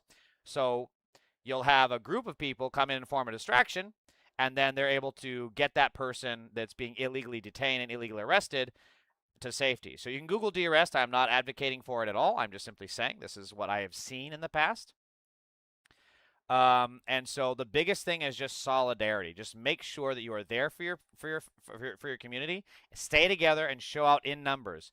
The more people, the safer you are. I'm not on TikTok. Isn't a bunch of right-wing Nazis on there? There's Nazis that are running the company, yes. But generally speaking, on TikTok, I haven't seen that wing of it, if there are. It seems to mostly be leftist. Trump is threatening Smithsonian funding. If they don't rewrite history, it will make white people feel better about the past. Yeah, I did see that. And again, so now this comes to my next whole thing is, why are we paying taxes? Why are we paying taxes? In a stunning admission, the Trump administration admitted in court documents that it canceled billions in energy grants to states based solely on politics, and whether that state was represented by Democrats and backed by Harris in 2024. Interesting to me that as the administration treats Democratic voting states like conquered or occupied territories, you don't have pundits demanding the president respect half the country. Again, why are we paying taxes? Because this is also very accurate. You don't, like, Democrats are always asked, oh, but when you make fun of Texas, when you make fun of Florida, you're insulting half the country. Well, what about Trump? Trump does that shit on the daily. He does it at every fucking night at 3 in the morning when he's doing his little rage poop tweets. So why in the fuck are you only saying that about us? Right? Why are we always the ones that have to abide to a different standard while you guys let him do shit like this? Has serious implications. I don't want to open the fucking link. It's going to be paywalled anyways. Oh, maybe not. Why would we bother to give a shit? And also, why are we paying taxes if this is all if our taxpayer dollars not only doesn't get to things that we have already voted for it to be used for, it just goes to fund a fucking pedophile ring with the Tate brothers and support their, getting out of charges and pardon people like this guy and this guy. Why are we paying taxes? What's the fucking point? Where was I? Hold on. Was it here, here? And again, why are we paying? Republicans are child killers. Look at this. What I'm most excited about. I actually got to speed this up a little bit. Pause. Oh my god. Announcement.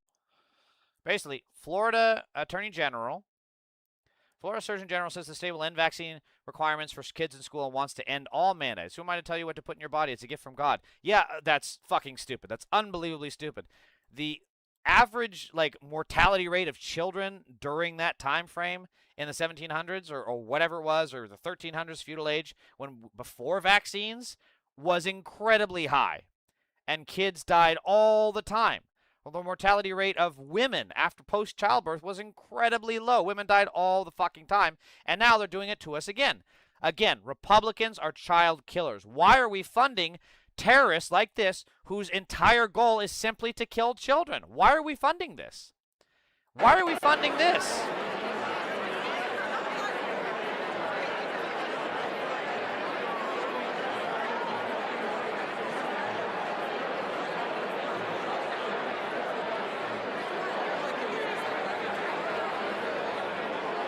We're funding this. This is all just one giant club, and we ain't in it. This is exactly correct. Elite class solidarity looks like Kristen Welker laughing it up with white nationalist Stephen Miller. Welcome back, Key Lifestyle. Again, why are we funding this? My son was on my wife's lap when the IDF shot him in the head, the Sunday Times. Why are we funding this? Why are we funding this? Why are our taxpayer dollars going to this? KJ asks thoughts on communism. KJ, tell me what you think communism is. Why don't we start there, buddy? Again, why are we funding this? This is a terrorist attack. A breakdown of how the incident in Tel Nablus unfolded. The Palestinian man, Farouk Ramadan, initially appears to be trying to protect another Palestinian, likely his brother, when an armed settler hits him in the head with a rifle. As he moves away, he is kicked or struck from behind. Still, he retreats again. Israeli settlers or the surrounding soldiers, under whose protection the incursion appears to be taking place, then fire live shots. The sounds of gunshots can be heard clearly in the video. An armed Israeli settler then charges directly Ramadan and a fellow Palestinian with a gun raised and pointed at their chest, closing distance between them as gunshots are heard in the background. Ramadan disarms him, takes the rifle, and aims at the settler and purportedly shoots him dead. On the sequence visible in the footage, it is clear he is acting in self-defense against an imminent armed threat that the terrorist attack senior Israeli officials are calling it and using to justify pogroms in Palestine villages. 5 Palestinians were ultimately killed in the broader settlement, and Israeli military forces attack in this incident. Dozens more have been wounded and property damaged since. Why are we funding this bullshit? So I think that's Ramadan there on the left.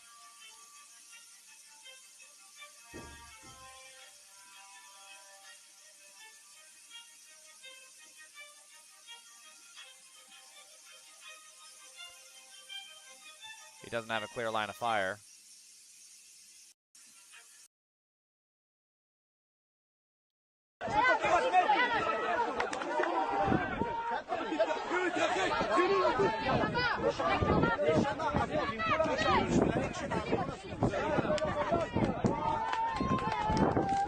They got a fucking kid with a fucking pistol here. Jesus Christ. Israel is out of fucking control, dude.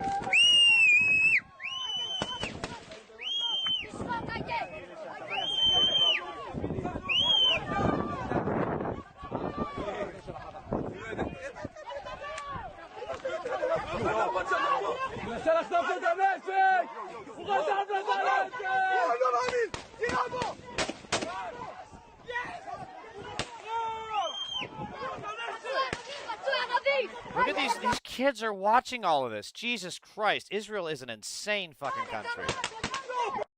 These kids are watching it. Not only they're watching it, they're cheering it on. This is fucking disgusting. Fuck Israel. Holy shit. That's what a terror attack looks like. And as usual in the West Bank, the terrorist is the Israeli and the victim is the Palestinian. I think this is the same footage. The moment a Palestinian man sees an assault rifle from an armed Israeli settler who is threatening him during a settler attack on the village of Tel, southwest of Nablus. The Times of Israel, citing an Israeli military statement, said, yeah, well, so it's basically bullshit, said dozens of Israelis had entered areas A and B of the occupied West Bank on what the IDF called a hike, despite those areas being off-limits to Israelis. The group included armed settlers. A Palestinian man snatched a rifle from one of the armed Israelis, who charged at him in a threatening manner with his gun raised and aimed directly at the Palestinian. The Palestinian man then shot dead a 32-year-old settler who served in a settlement security unit. Israeli forces then shot and killed the Palestinian. 3 other Palestinians were shot dead immediately afterward in what Palestinian officials described as a field execution, and 8 others were wounded in the Israeli settler and security forces attack. We're funding this. Our taxpayer dollars go to... Our taxpayer dollars goes to pay for this fucking creep's training, for their equipment, for the guns. Why did he take the strap off? I guess he wants to be able to aim it better. No, he probably wants to use it as a cudgel. We're paying for all this. All these fucking children here that are watching this is all paid for with American taxpayer dollars. Why are we paying taxes if this is what we get and we don't get health care and we don't get education here? There is no point in paying fucking taxes. It's the same reason small towns never change. Aging boomers want everywhere to be a quiet tomb. Yeah, the aging boomers. You get off my lawn. It's that whole mentality. Paul Sapko, I don't care what's more cringe, being a tanky LARPer or a grown man rage baiting. How being a fucking loser in my chat like you. That's another thing that's fucking cringe. A horrific video captures the moment the Israeli army opened fire and murdered 4 Palestinians in cold blood. So this is a different angle of, I think, the same incident. Terrorist stormed the village. No, is this the same? Tal? Yeah, Tel. Okay, so somebody's misspelling it. West Bank. Tel Nablus. So everyone spelled it different. He spells it tall. This spells it Tel. This one spells it Tel. Shorter with one less L.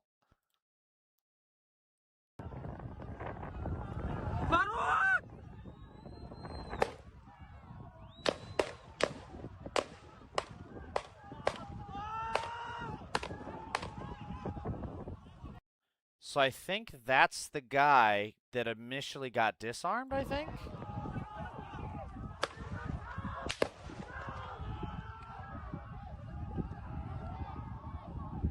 I can't really tell because obviously the resolution is pretty shit.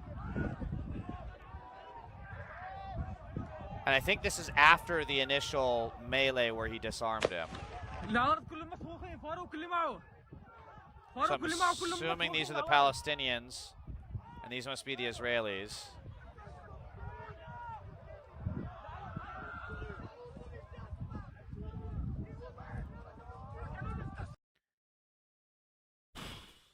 Quantum Traveler, this is in Israel. Apparently it's in the village of, I'm a little unclear on how to pronounce it, but I guess it's Tel Nablus, looks like. But it's basically no more than a fucking field execution. It's disgusting. Paul Sopko 421, I don't care how many times you rejoin, you're still muted for the entire live. Maybe if you want to actually have a conversation, don't act like a dick. Otherwise, just sit and stew. I don't give a shit. You're boosting my algorithm one way or the other. Again, why are we funding this? World's economy's hostage. You raised we assets. pay this guy's I want to ask fucking you about salary. the assets. NBC News is reporting the Pentagon is actually rationing some defense weaponry amid diminishing supplies. Is America backing away from a larger military attack because its military stockpile has been depleted? Well, look, we have to take a step back here in that a lot of stockpiles were depleted, not only from what we gave Ukraine over the last however many years, 4 or 5 years, and the administration inherited, the Secretary Hegseth inherited a depleted situation from not only Ukraine, but also the ongoing fight with the Houthis under the Biden administration and a depleted military under the Biden administration. So they have decided, one, they're going to new types of munitions. cheaper munitions, new technologies, Biden, but also with these new defense budgets, rebuilding our great military. However, But you acknowledge that. Okay, so this is bullshit. They're talking about rebuilding our great military. Just a few months ago, our military got $500 billion more than they asked for, and they even told Congress, we don't know what the fuck to do with this money. How do you guys have $500 billion, $500 billion the military got, and they don't know what to do with it? It's not an issue of money. It's an issue of competence, and these people are fucking stupid, and we're paying for it. And why? Why are we paying taxpayer dollars to fund a war in Iran to be a distraction from a pedophile Trump in the Epstein files? Why are we funding this? I want to be clear. Do you acknowledge they're depleted, though, at this moment? I want to be crystal clear. The U.S. military, and I've verified this every which way, has everything that it needs to conduct this campaign as effectively as it needs to be. And I have to tell you, the people that are leaking this nonsense deserve to be in jail. This is fucking the stupidest fucking... And Catherine, keep in mind, this is Catherine Welker, the woman who was yucking it up with Stephen Vampire Miller, right here. She's on the inside. This is not real journalism. This is just fucking stenography. So he's out here saying, look, Biden destroyed the military, right? Biden destroyed the military. We are completely fucked. We have no money that we need to be able to get funded and get our munitions properly. But also, we absolutely have enough money and we're totally fine. We can absolutely conduct this war with Iran. And also, the people leaking that we don't have munitions, that we, by the way, totally do have, the munitions that we don't have, but we actually do, those people need to go in jail for lying about having the things that we do have that they said we don't, but we do. We definitely do. I want to be clear on that. Like, it's Jack Sparrow logic. That's all it is. You know, he's always like, you know, love, if there was a thing that I could do, there wasn't a thing, but then it was. But then it wasn't. Well, say I did, but I never did I? You wouldn't know, would you, love? Like that. It's Jack Sparrow logic. That's the whole fucking thing here. Is Ukraine the good guys or the bad guys? There are flaws in Ukraine, as there are in any country. For example, Ukraine does legitimately have Nazis in their military, as do we, by the way. So that's a flaw. But overall, Ukraine is the country that is being invaded by Russia right now. That anti-fascist frog, welcome. Good to see you again, brother. Ukraine is the country that is being invaded by a fascist, no less, Vladimir Putin. So overall, yes, Ukraine is the good guys. I want MAGA men to grow balls of accountability. Yeah, that ain't happening. That ain't happening. Again, why are we funding this? These data centers are being built with our taxpayer dollars. Data Center Alley, a section of Virginia with the densest concentration of data centers in the country, caused the power to flicker across the East Coast. Something happened on Wednesday morning that you might have noticed but didn't bat an eye. It happened inside thousands of your homes and businesses, and experts say it's a sign the cracks are starting to show in our power infrastructure. Yeah, just before 8 a.m., the electricity flickered on and off for about 10 minutes. It was the result of data centers in Loudoun County, Virginia. In a story you will only see on News 4, Northern Virginia Bureau reporter Drew Wilder explains why engineers say this seemingly small blip is a sign our infrastructure is in danger. Experts say the cracks in our infrastructure grid are starting to show as the data center industry consumes electricity at a rate the world has never experienced.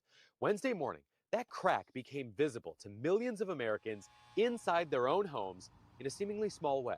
This is what experts are worried about, right? The data centers are such a big load on the grid that they can have detrimental impact on the surrounding grid. Bob Marshall runs Ting Labs and sells this little device that plugs into your wall to monitor your home's electricity, and it can alert you if something's awry. It's all to prevent an electrical fire. You plug it in, connect it to Wi-Fi. It takes 30 million electrical measurements every second. And with millions of these devices in homes across the country, Marshall's data collection saw something that he says should be a concern for all of us. He says at 7:56 Wednesday morning, our lights flickered because the electricity supply dropped, then spiked, then dropped, then spiked before leveling off about 10 minutes later. Electric grid instability felt from Chicago to Boston to Miami. The source, he says, Data Center Alley. This one event serving... Like from Chicago, where'd they say? From Chicago to Boston to Miami? Jesus Christ, not only is that the entire eastern seaboard, it's also inland in the Midwest to Chicago. That's insane. either one building or whatever that data center complex is in Ashburn impacted the entire region here. And, you know, this is what experts are worried about. Dominion Energy tells News 4 a transmission line servicing a data center failed, so the data centers switched to their own power supply, temporarily leaving the grid. In a statement to News 4, a Dominion Energy spokesperson said, quote, Dominion Energy did not disconnect area data centers from the grid. The data centers' own control systems transferred them to backup power for a very short period of time. Think of it like ripples in water. The data center is switching their power sources to the rock, and when that change impacts the water, or the power grid in this analogy, the massive shift in electricity load sent ripples through the electric current across half the country. Ting Labs provided News 4 with this graphic that shows the So wait, scale I need to go back. I'm a little confused on what the entire region here. And, you know, this is what experts are worried about. But what Dominion Energy tells News 4 a transmission line servicing a data center failed. Ah. So the data centers switched to their backup own power power, supply, which fucked up. temporarily Okay, sources got the it. rock. And when that change impacts the water, or the power grid in this analogy, the massive shift in electricity load sent ripples through the electric current across half the country. Ting Labs provided News 4 with this graphic that shows the scale of the service disruption. Jesus the company says the colors on Christ. this map should all stay the same. The big changes in colors means there's a change in electric frequency. It covers more than half of the United States. People are working on regulations around this. Is they're concerned that one of these events in the future could cause the grid to become unstable, and it does not come back to normal in a few minutes or 10 minutes. So basically it's the Jurassic Park system, right? Like they had to shut the computers down. Well, I guess this was more in the book, but they shut the computers down, turned them back on, but they didn't know the electrical fences weren't turned back on. This is more in the book version than the movie. But they didn't know because that's not the way the system was designed. The system was designed because to basically look at like blah, blah, blah, blah, blah. So essentially, this grid could be so disrupted that it has to go to like some kind of a reboot mode. And then, but maybe, just like in Jurassic Park, that reboot mode doesn't come back online at all. And we're dealing with a real big problem. That real big problem could be a blackout. In this case, Dominion Energy's safety equipment kicked in, worked as intended, and mitigated the issue. The whole industry is facing things they've never faced before, and they are doing their best to figure out what's going on and institute preemptive measures. And I think for the most part, they've been able to do that. Bob Marshall says there is clear correlation between the data center boom and the instability in our electric grid, though he stopped short of drawing causation. But he does say that these types of events are happening more and more regularly than they ever have before. Reporting in Data Center Alley, Drew Wilder, News 4. Sorry, 1 second. I just had an idea for a comedy sketch. So I gotta write it down. Otherwise I was gonna forget.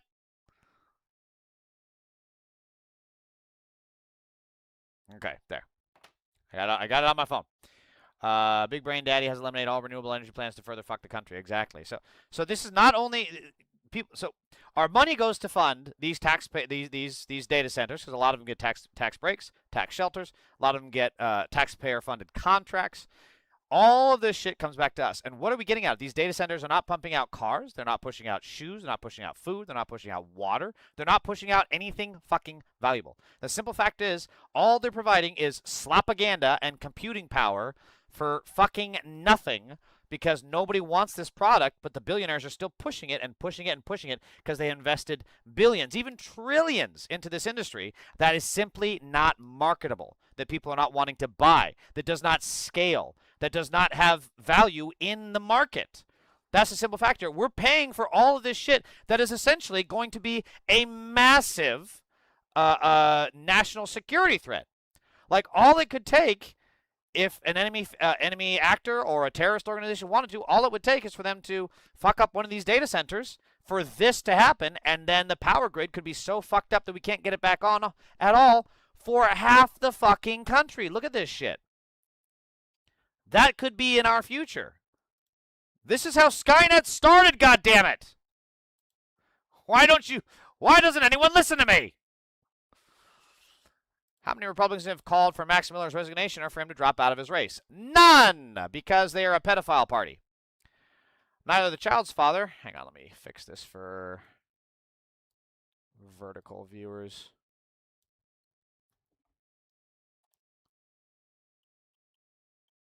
Neither the child's father, Rep. Max Miller, nor mother, conservative policy advisor Emily Moreno, admitted to knowing what caused their daughter's injury or that it occurred while their daughter was under their care. Miller's primary theory was that the bruising resembled marks from a seatbelt.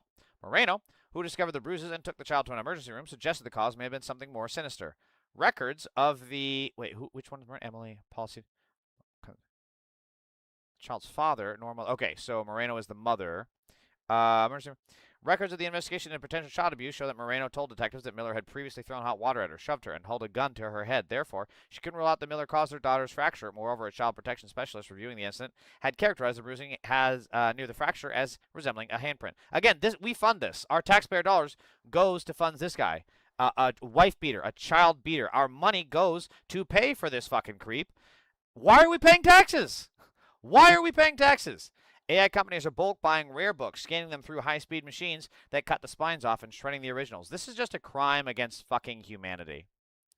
This is incredible sources of knowledge, this is incredible sources of history, and these AI data freaks are just destroying everything. Everything good in this country, the billionaire Epstein class, like the Ellisons, the people who run Oracle, etc., of course Meta, they're just destroying it.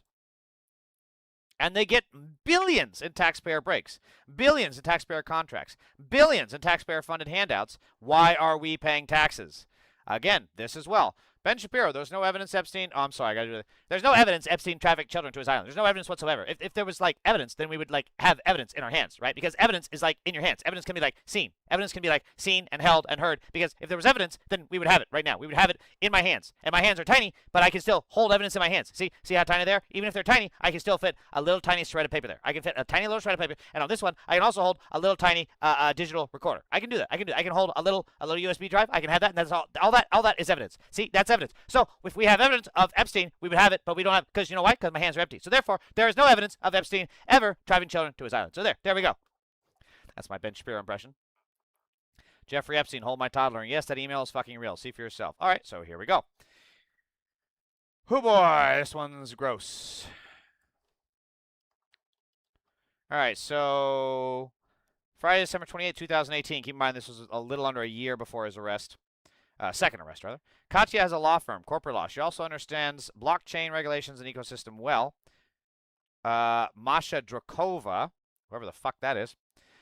Alesia is film director. She's working on human rights VR movie. What the fuck? Alexandra is an actress and art expert, has business ideas. All of them are smart, high energy, and great. I do not understand the context for this. Your friend Alesia told me about the project she is doing, researching a really bad guy that gets children for sex sent to his island. She almost fainted when I told her that person is me. Yeah, but there's no evidence children went to that island.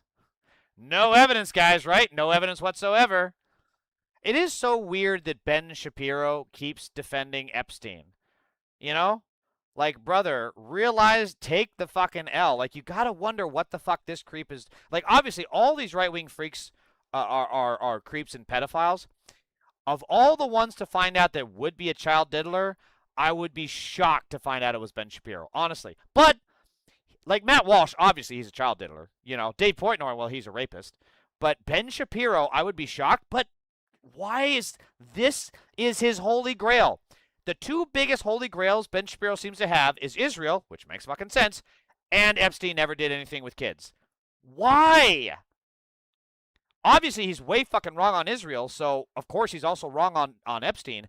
But again, you have to wonder what the fuck is in his past. What child skeletons are in Ben Shapiro's closet? We need to start asking that.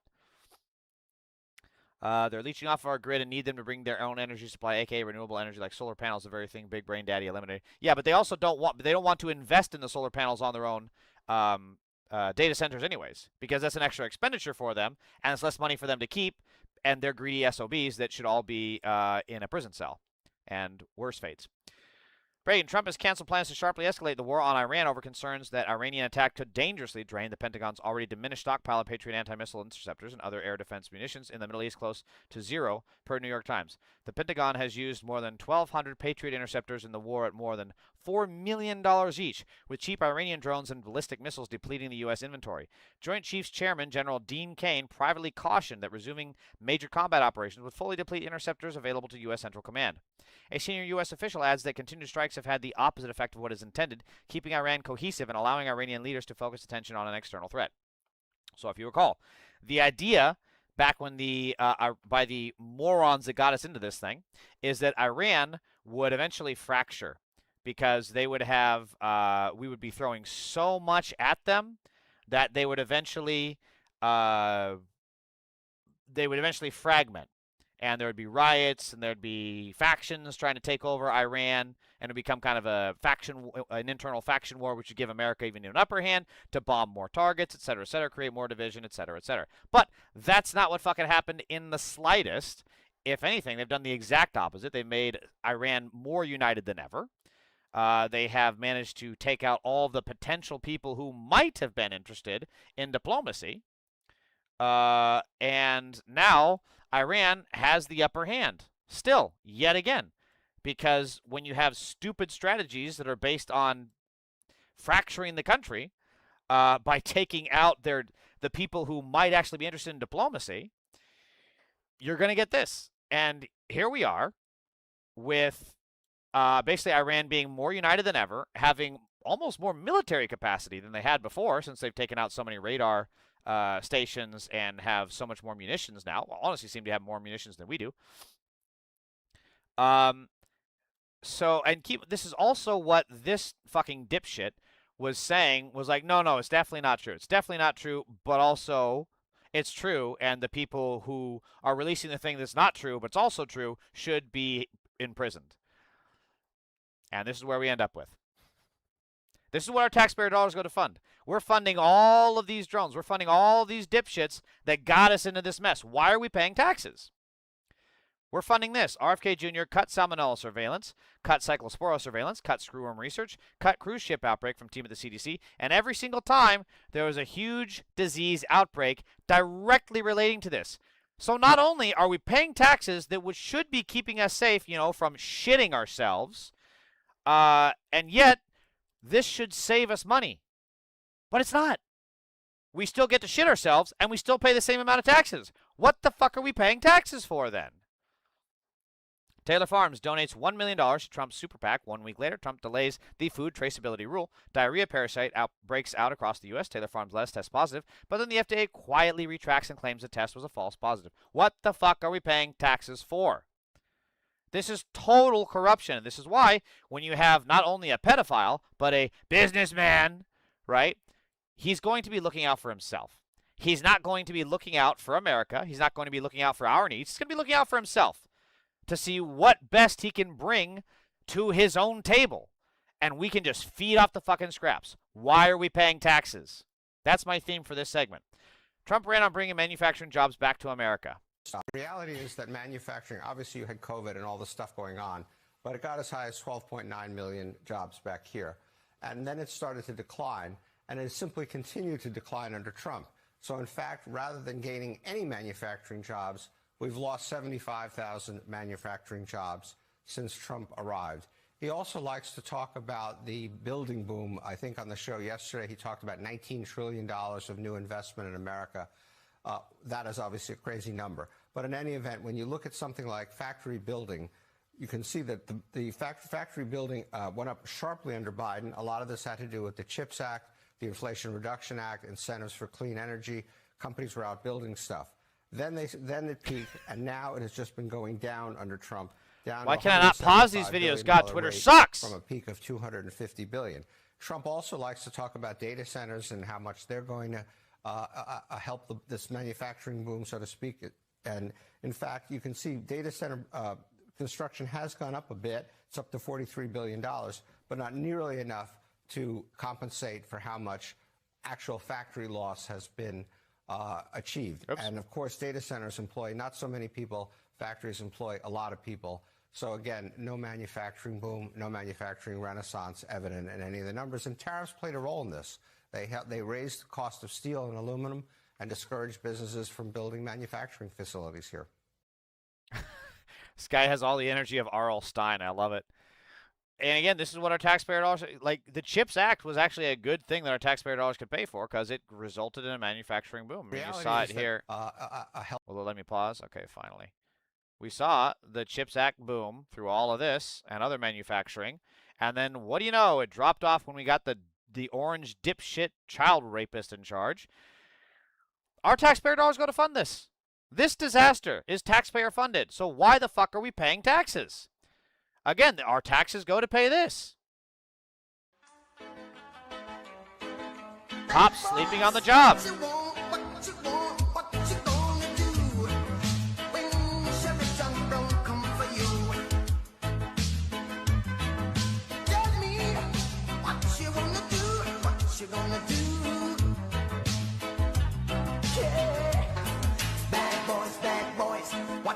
Good use of the music editing, too. Again, this is what our taxpayer funds. This is what our money goes to. It's not we actually lose money here in LA in street lighting, in public works, general services, street services. We lose money to fund people sleeping on the fucking job. And it's not just the first time.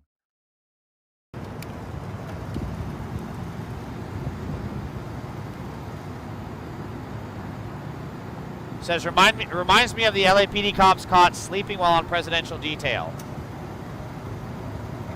Oh, he just woke up. Look, they saw they're being filmed and they woke up. I got you, man. I got you.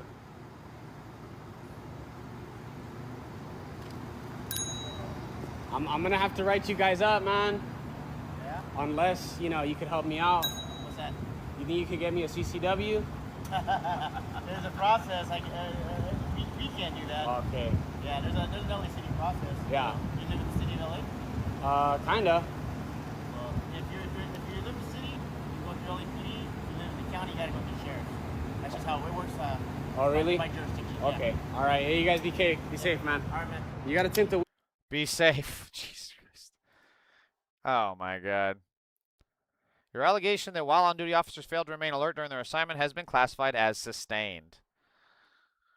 This guy does a lot of fucking good work, I'm telling you. Again, this is all, we're paying for all of this. We're paying for all of this. These guys are on the clock. What are they smoking in there? What is that? They're smoking in the car?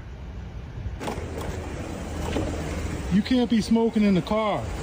I caught you smoking in the car. You can't be smoking in the car like that. Okay. What's your serial number? What's your serial? Give me a second. So the officer fails to ID themselves. That's also against policy. That's also against the law. Give me a second. You can't be smoking in a car like that. Is it weed? You smoking weed? Where are you going to? You're just gonna take off? Nah. You tell me to wait a second? Oh, is he on a scooter? He's on a scooter. What's your fucking serial number? He's chasing the cops! You gotta be kidding me. I'm gonna cook your fucking ass. Oh my God! Look at him taking off. He's the one chasing the cops!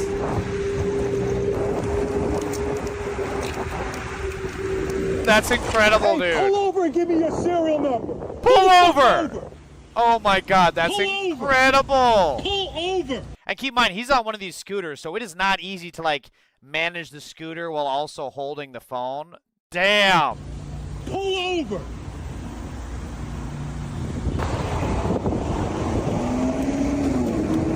Pull the fuck over and give me your serial number. He's in front of him! Over. Pull over and give me your... What's your fucking serial number? What's her serial... What's your serial number? What's yours? 44220. I'm gonna... Was it? 44220. Say it louder for you. I couldn't hear it. Me? Yes. 44270. You're a fucking coward taking off like that. I'm gonna cook both. I'm gonna cook both of you. I caught you smoking. I caught you when you were laid back in the seat. Like, it's amazing. Remember how well, why, if he was innocent, why was he running? Well, if they were innocent, why were they running, right? And also it's amazing because when people are running, they legitimately have a fear because the pigs don't exactly have a good reputation of treating people fairly and, following the fucking law or respecting people's rights. So yeah, it makes sense some motherfuckers would fucking run.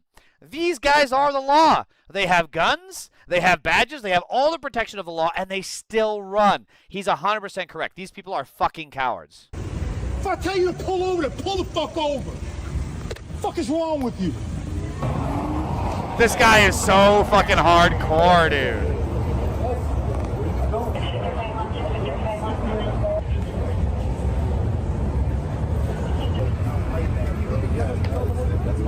enough. Sergeant, get them the fuck out of here.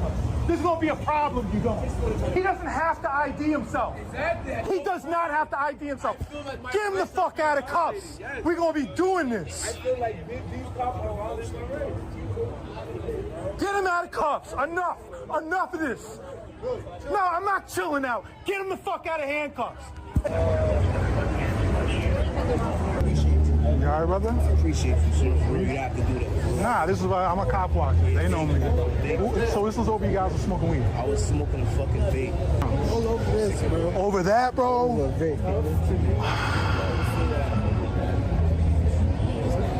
Tell you, man, this guy is the citizen Batman. Good for fucking him. That's incredible.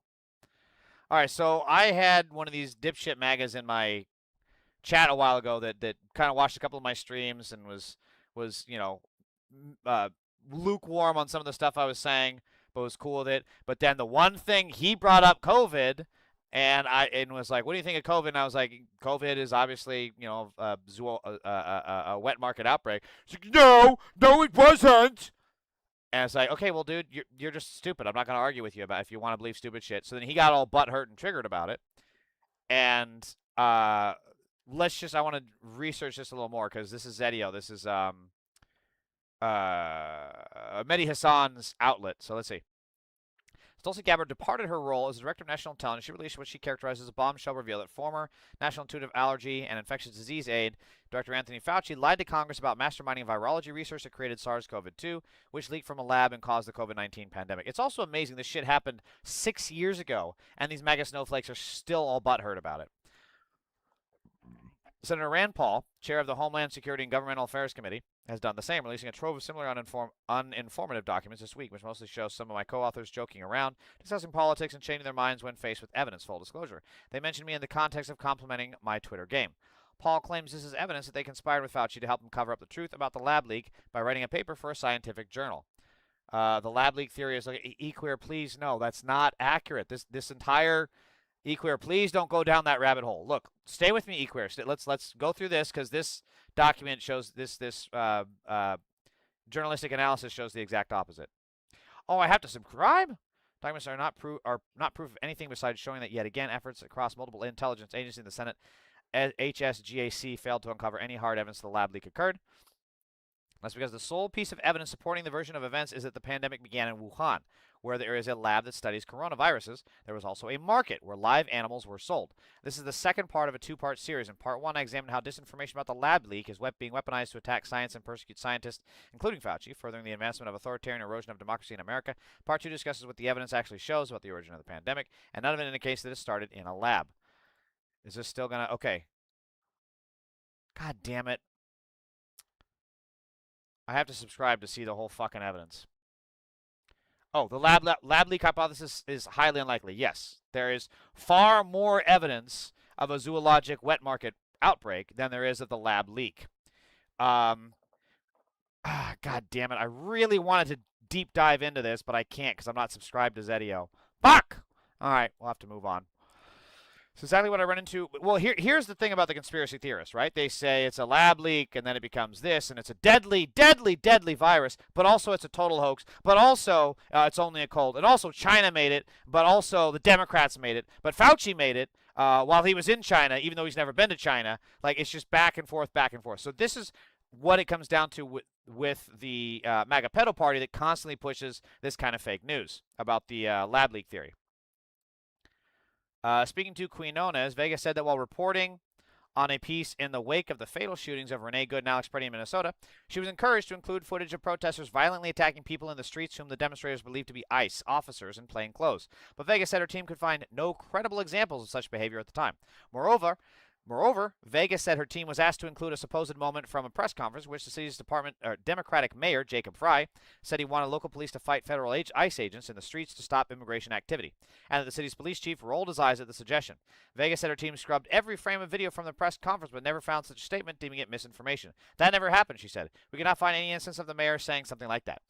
So this is the incredible thing about the Republican pedo party's information bubble and machine, right? Their disinformation machine. Like, look at Jussie Smollett, right? Great example. Made up a fake news story to try and get publicity for his failing career. that he was attacked by Trump supporters, right?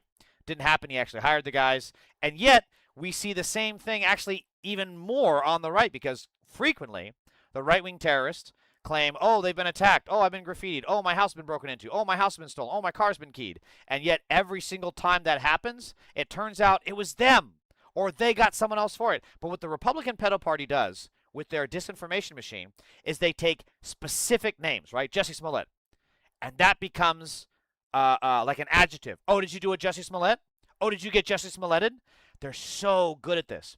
So, for example, this kind of thing, obviously the right wing pushes fake news all the time. Look at Nick Shirley, right? This fucking medically stupid moron is out there investigating stuff that's been investigated and adjudicated for years at a time, and he's trying to push it out as if it's something new. And the Republican pedo party latches onto that, right? They push it, and of course corporate media, because they're stupid and actually in on the grift anyways, follow the tail of the dog rather than being like, wait a minute, this is bullshit, this has been investigated, you guys are liars. So what we should be saying is we should be giving concrete names and making them an adjective. But we don't know who the person is that's requesting this, right? I'm just going to say Stephen Miller. Right? Fuck it. Let's just say, oh, are you trying to pull a Stephen Miller here? Right? Because they're just lying. Make that the adjective. They're always making up shit, and then it gets pushed out in the mainstream media. And then when it comes time to actually justify it in subsequent articles, the mainstream media can't actually justify it. But they printed it anyways. They got the story out there. It's in people's minds. We need to stop that. And we need to immediately say, oh, the people that said this lie are now saying this? Huh, that's so funny. The best example I can think of is the 2020 election, which is why these questions to congressional candidates and staff appointees for the White House, asking them that is so important, because it's like, oh, the people who lied about the 2020 election are now saying that the lab leak theory is proven correct? Yeah, I wonder why liars would lie again. And we need to find a way to do that. So, for example, Karim Khan is the chief prosecutor that Israel that gave the arrest warrant for Netanyahu in regards to Israel. And I've been wondering, what exactly is the substance of the accusations against him that supposedly he has some sexual misconduct allegations, right? So he did get removed, which is, I still think it's a hit job, but I want to dive into the actual allegations like we did with Lindsay Fifield, and then the other lady. Lindsay Fifield is still a liar, and the other lady, whom I cannot remember, unfortunately, who was correct, ironically, about Graham Plattner. So I want to see the accusations here leveled against him. The International Criminal Court voted to remove the Global Tribunal's chief prosecutor on Friday, nearly 2 years after sexual misconduct allegations against him first emerged, the court's oversight body announced. British barrister Karim Khan was accused of sexual misconduct with a female aide as outlined by the Okay, so maybe I got to click on this one. Let's see. Oops, what happened here? Whoa, what is this? My browser's fucking up. Let's see. The Hague, the International Criminal Court, Karim Khan faced accusations that he tried for more than a year to coerce a female aide into a sexual relationship and groped her against her will. He's categorically denied the allegations, say there was no truth or suggestion of misconduct. Court officials have said they may have been made as part of an Israeli intelligence smear campaign. And keep in mind that he was investigated and this was found to be not credible.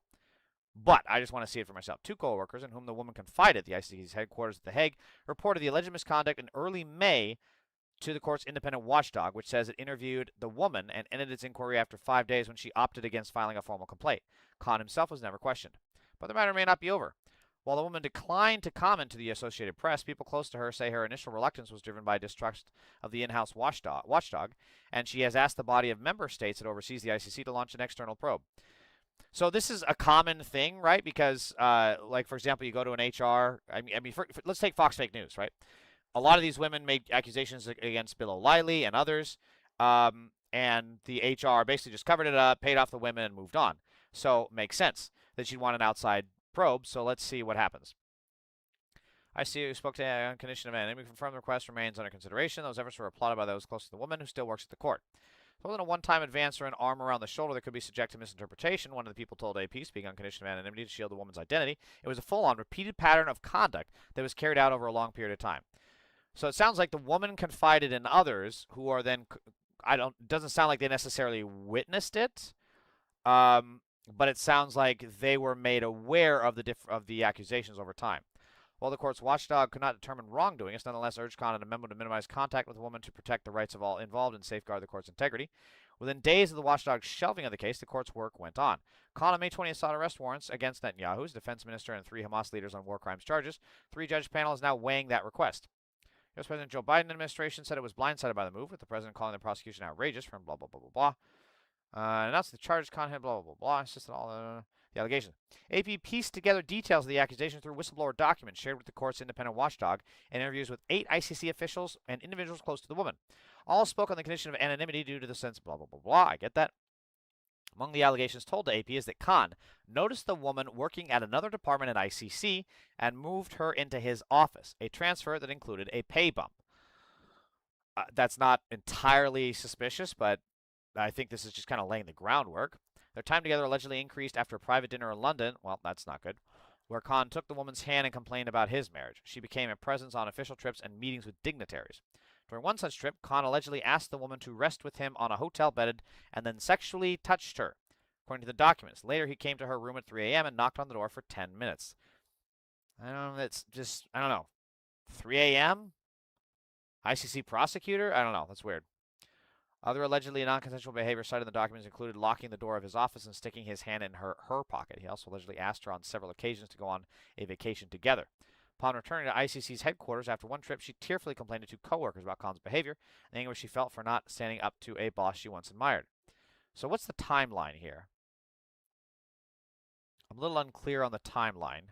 Because this was before May, right? Because May 20th is when he sought the charges. This was in early May. Huh. Weird how he suddenly decided to make sexual advances on a woman. Happens to coincide with the timing of investigating Israel. Stephen Miller, Timu Goebbels, he's actually a likely suspect. Stephen Miller is a likely suspect of transmitting every infectious disease imaginable. Coworkers were shocked because Khan always seemed to show exemplary behavior around women and has been outspoken against gender-based crimes. Okay, so that's interesting. They also weighed the accusation against the backdrop of well-publicized attempts by intelligence agents from Israel and elsewhere to penetrate the court, which created a work environment plagued by intrigue and mistrust. But in the wake of the #MeToo movement, no powerful man is above scrutiny, and the co-workers complied with court workplace guidelines that encouraged the reporting of misconduct by senior officials. Again, I support this move. If there is genuine misconduct, then the victim needs to be the one to come forward. After months of inaction and whispered rumors of a brewing scandal, an anonymous account on X called ICC Leaks last week began bringing some of the allegations to light. Okay, so this is sus already. So basically, while he's investigating Israel, this woman's claim is that he's doing something completely out of character, according to these other 2 women that she complained to, right? And made a move pass at her. And then, when she didn't want to proceed with an investigation, suddenly an anonymous Twitter account comes up that starts releasing all the stuff that she didn't want to push for charges on. Sounds like the behavior of someone who's definitely on the up and up. Israel's allies in the U.S. Congress have also seized on the would-be scandal. Senator Lindsey Graham is seeking records about whether misconduct actions played a role in Khan's decision in May to cancel an aide's planned visit to Israel and move ahead with war crimes charges. Fuck Lindsey Graham. Who cares what he says? Khan said in a statement there was no truth in the 30 years of scandal-free investigative work he always stood with victims of sexual harassment and abuse. Khan added that he would be willing, if asked, to cooperate with any inquiry. Okay, saying it is essential that any accusation are thoroughly listened to, examined, and subject to a proper process. While naming any, he noted that both he and the court have been the target in recent months of a wide range of attacks and threats, some also aimed at his wife and family. Khan's office declined to provide specifics because the incidents are under investigation. Extreme fear to report misconduct. Although the 900-employee ICC has long had zero-tolerance policy on sexual harassment, an outside review of the court's inner workings in 2020 found an unacceptable level of predatory behavior by male bosses, a lack of women in senior positions, and inadequate mechanisms for dealing with complaints and protecting whistleblowers. There was a general reluctance, if not extreme fear, among many staff to report any alleged act of misconduct or misbehavior by a senior official, the review concluded. The perception is that they are all immune. Although the ICC's policies have been updated since the report, there's no explicit ban on romantic relationships, that's stupid, like there is in many American workplaces. And while elected officials such as Khan are expected to show high moral character, there's no definition of serious misconduct that would warrant removal. International organizations like the ICC are some of the last places where men in positions of power treat the organizations like their playground, said Sarah Martin, a gender equality expert who has consulted for several UN agencies. There are so many complaints that don't even get investigated because there's a perception that senior officials protect each other, which makes sense why the lady would want an outside party to investigate it. People close to Khan's accusers say investigators from the court's watchdog, known as the Independent Oversight Mechanism, showed up for an interview on a Sunday and asked for intimate details about her relationship with Khan as her child listened. She brought the child to the interview? I guess it's the thing where she couldn't get babysitting, or is there no father involved? Without any emotional support and wary of the process, she decided not to file a complaint at the moment. Weeks since she decided to go up the chain of command, reaching out to the Assembly of States parties to the Rome Statute, which oversees the court and has the ultimate say about Khan's future. Päivi Kakoranta, a Finnish diplomat currently serving as president of that body, not comment specifically when asked if it had initiated a new investigation. In a statement, she asked people to respect the integrity and confidentiality of the process, including any further possible. So the timeline is not very clear because so supposedly this happened in early May, and then May 20 of when was this? 2024? When was this published? So they're investigating Israel for war crimes. And then he does something that's, per the two women's own admission, is out of character. And then she reported to the Independent Watchdog in early May. And then early to mid-May, she opted against filing a formal complaint. And then May 20th, she wants an external probe, blah, blah, blah, blah. And then May 20th is when he wanted the arrest warrants. Also, if it was just specifically him targeting Israel, why is he also sending... People are forgetting this. They wanted war crimes against the Hamas leaders as well. It's not singling out Israel. So basically, why is the timeline? Why do they not give dates and times? Am I missing something? I noticed women working at another department. When did this happen? Like, was this 2023, 2022? This is all over. This timeline is so fucked up. It doesn't even give a timeline. This doesn't make any fucking sense. Oh, Trigger Mega Pedophile. Gas Puppy Garage 3782. I want you to always, always, always remember that no matter how much you try to trash me, you are still the pedophile because Trump is on the Epstein list.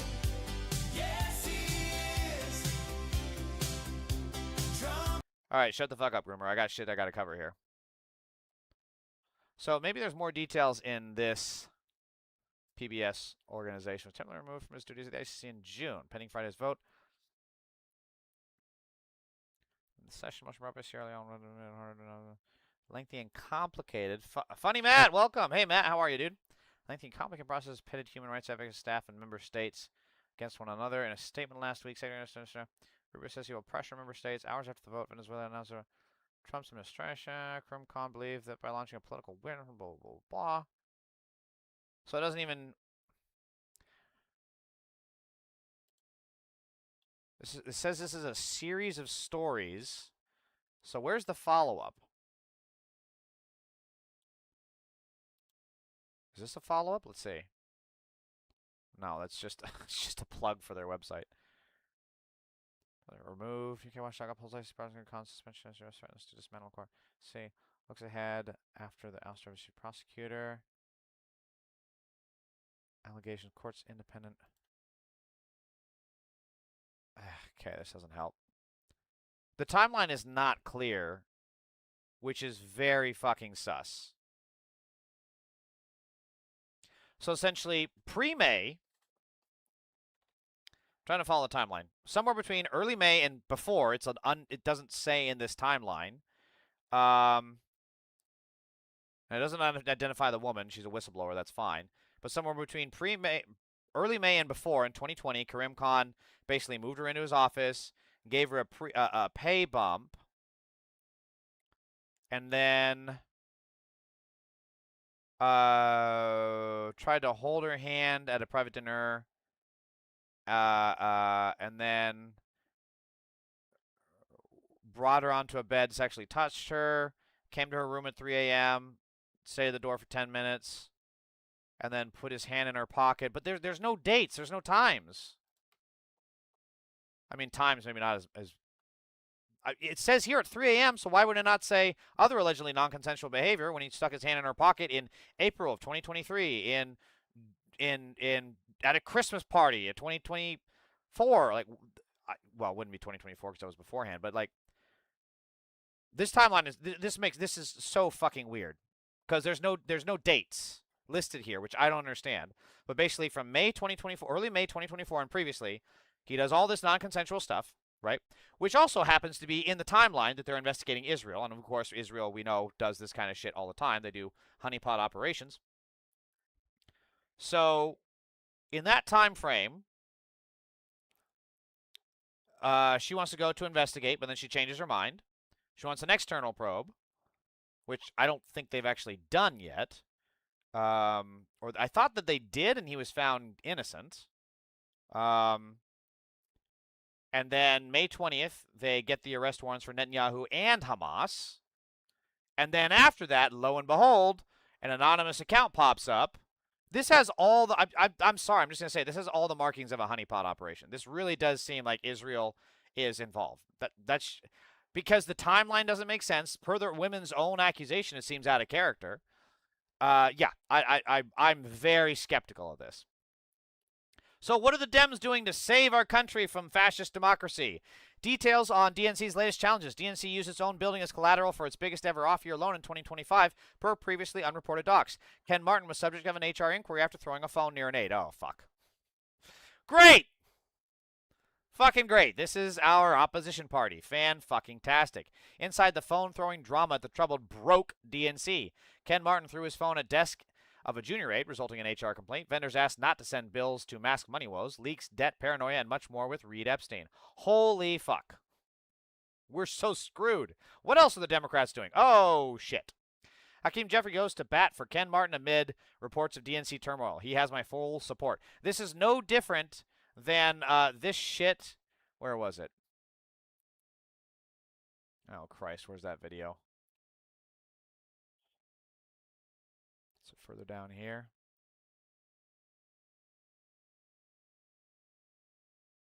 This is no different than that Kristen Welker woman yucking it up with Stephen Miller. It's a big club, and you ain't in it.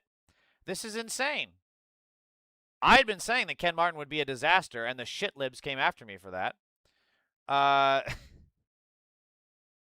He has my full support. Okay, buddy. At least the Titanic had a band. Accurate statement. What else are the Democrats doing?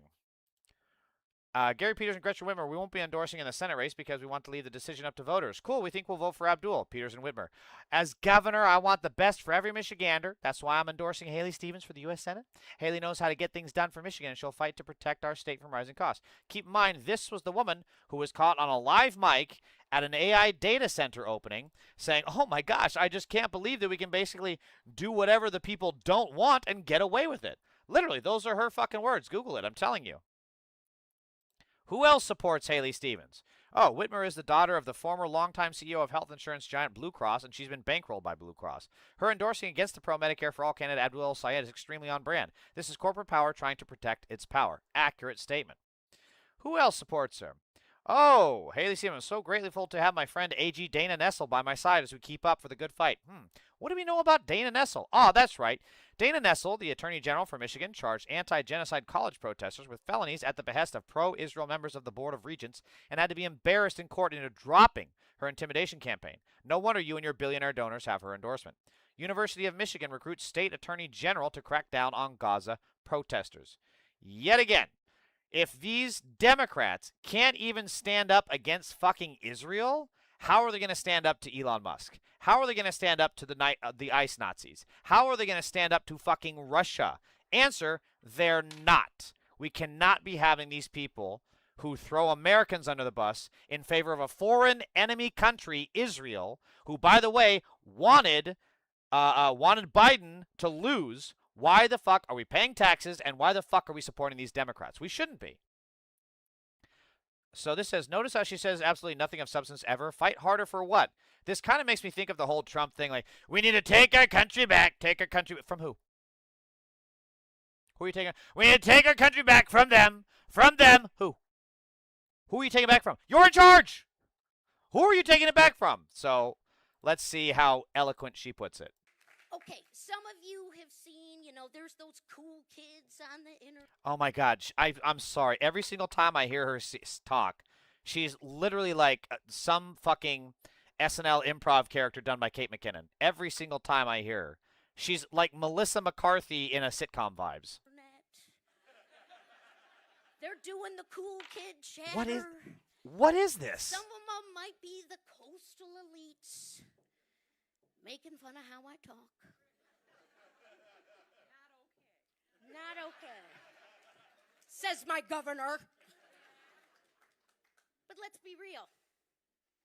I'm sorry. If you speak like this, I'm going to make fun of you. Because you sound fucking weird. I made fun of Barney Frank before he turned anti-left and sounded weird. And yeah, I'm going to fucking make fun of you if you sound like I make fun of Biden. Guys, come on. You can't make fun of her because the way she talks is mean. You can make fun of me, but you actually, let me hear that again. They're making fun of Michigan. Holy shit, you're right. She sounds fucking weird. She fucking crazy. Why are you making fun of me when you got this target? Go on, make fun of her. Like, we make fun of everybody for the way she talks. She's a politician. Public speaking is her fucking job. If she sounds fucking weird and looks like, the female version of the Penguin from the TV show Gotham, I'm gonna make fun of her. They're thinking they're better than us. Oh my God, this is so cringe. And what they don't know. She's talking about thinking they're better than us while she's getting $50 million from Israel. And you want to talk about other people being the cool kids? I would love to know who in that room got $50 million. I would love to know who in that room even got $1 million from Israel. Who in that room even got $500,000 from Israel? But you're telling me that we're the cool kids, we're the elites, while you get $50 million from fucking Israel? This is so cringe. I am your voice. And their jokes and their criticism. Oh my God, she's an SNL character. Oh my God, she's an SNL character. So here she is talking about the coastal elites and the cool kids, right? Well, that's interesting. Me, when my folksy denunciation of the coastal elites is extremely sincere. I'll be live on MSNBC around 8:15 p.m. to discuss my endorsement of Mike Bloomberg for president. She endorsed Mike the rapist, corporatist hack Bloomberg for president. And she's calling us the coastal elites. She's calling us the cool kids while she's endorsing the worst fucking presidential candidate that we've had in over a decade in Mike Bloomberg. This is insane. I'm probably autistic and I'm a better public speaker. She really is. It is. She's a fucking SNL character. I don't know how they haven't already done a bit about her, or maybe they haven't. I've just missed it. So keep in mind, this is who. This is. Yeah. This is so who we're she here with supports. Angie Smith. Or who supports and her? You're from Farmington. Hi, I'm Angie Smith. I'm from Farmington Public Schools. Top vote getter for Farmington Public School Board. Been on the board 11 years. I am supporting Haley Stevens because she's that candidate. We need someone who can represent all of us, not just one race, but all races. Haley has done great work in Farmington and in Farmington Hills. She knows what she's doing. And anytime you can go to a Democratic convention. And what is she? I still don't know what Haley stands for. She supports all races. Okay, how? Does she want more civil rights legislation? Is she going to be calling for more enforcement? Is she going to be funding it more? What is she going to be doing for all races? But that's the key thing that gets really ironic here in a minute. Just watch. And be booed and walk from behind a podium and stand there while you're being booed and things thrown at you. That's our person. So let's vote August 4th. For Haley Stevens. Thank you. Thank you. When you say, not just for one, what do you mean by that? Well, you feel the other candidate is... The other candidate seems to be who doesn't work a room. You have to know how to work the room. Don't come out speaking only Arabic, don't come out with your Arabic music on. Represent everyone. You know, my DNA is my DNI. Well, my DI, you know, I'm a mother of a lesbian. I'm Puerto Rican and Cherokee with a grandfather that was a white man from Ireland. Represent us all. Don't just represent one ethnicity and one race.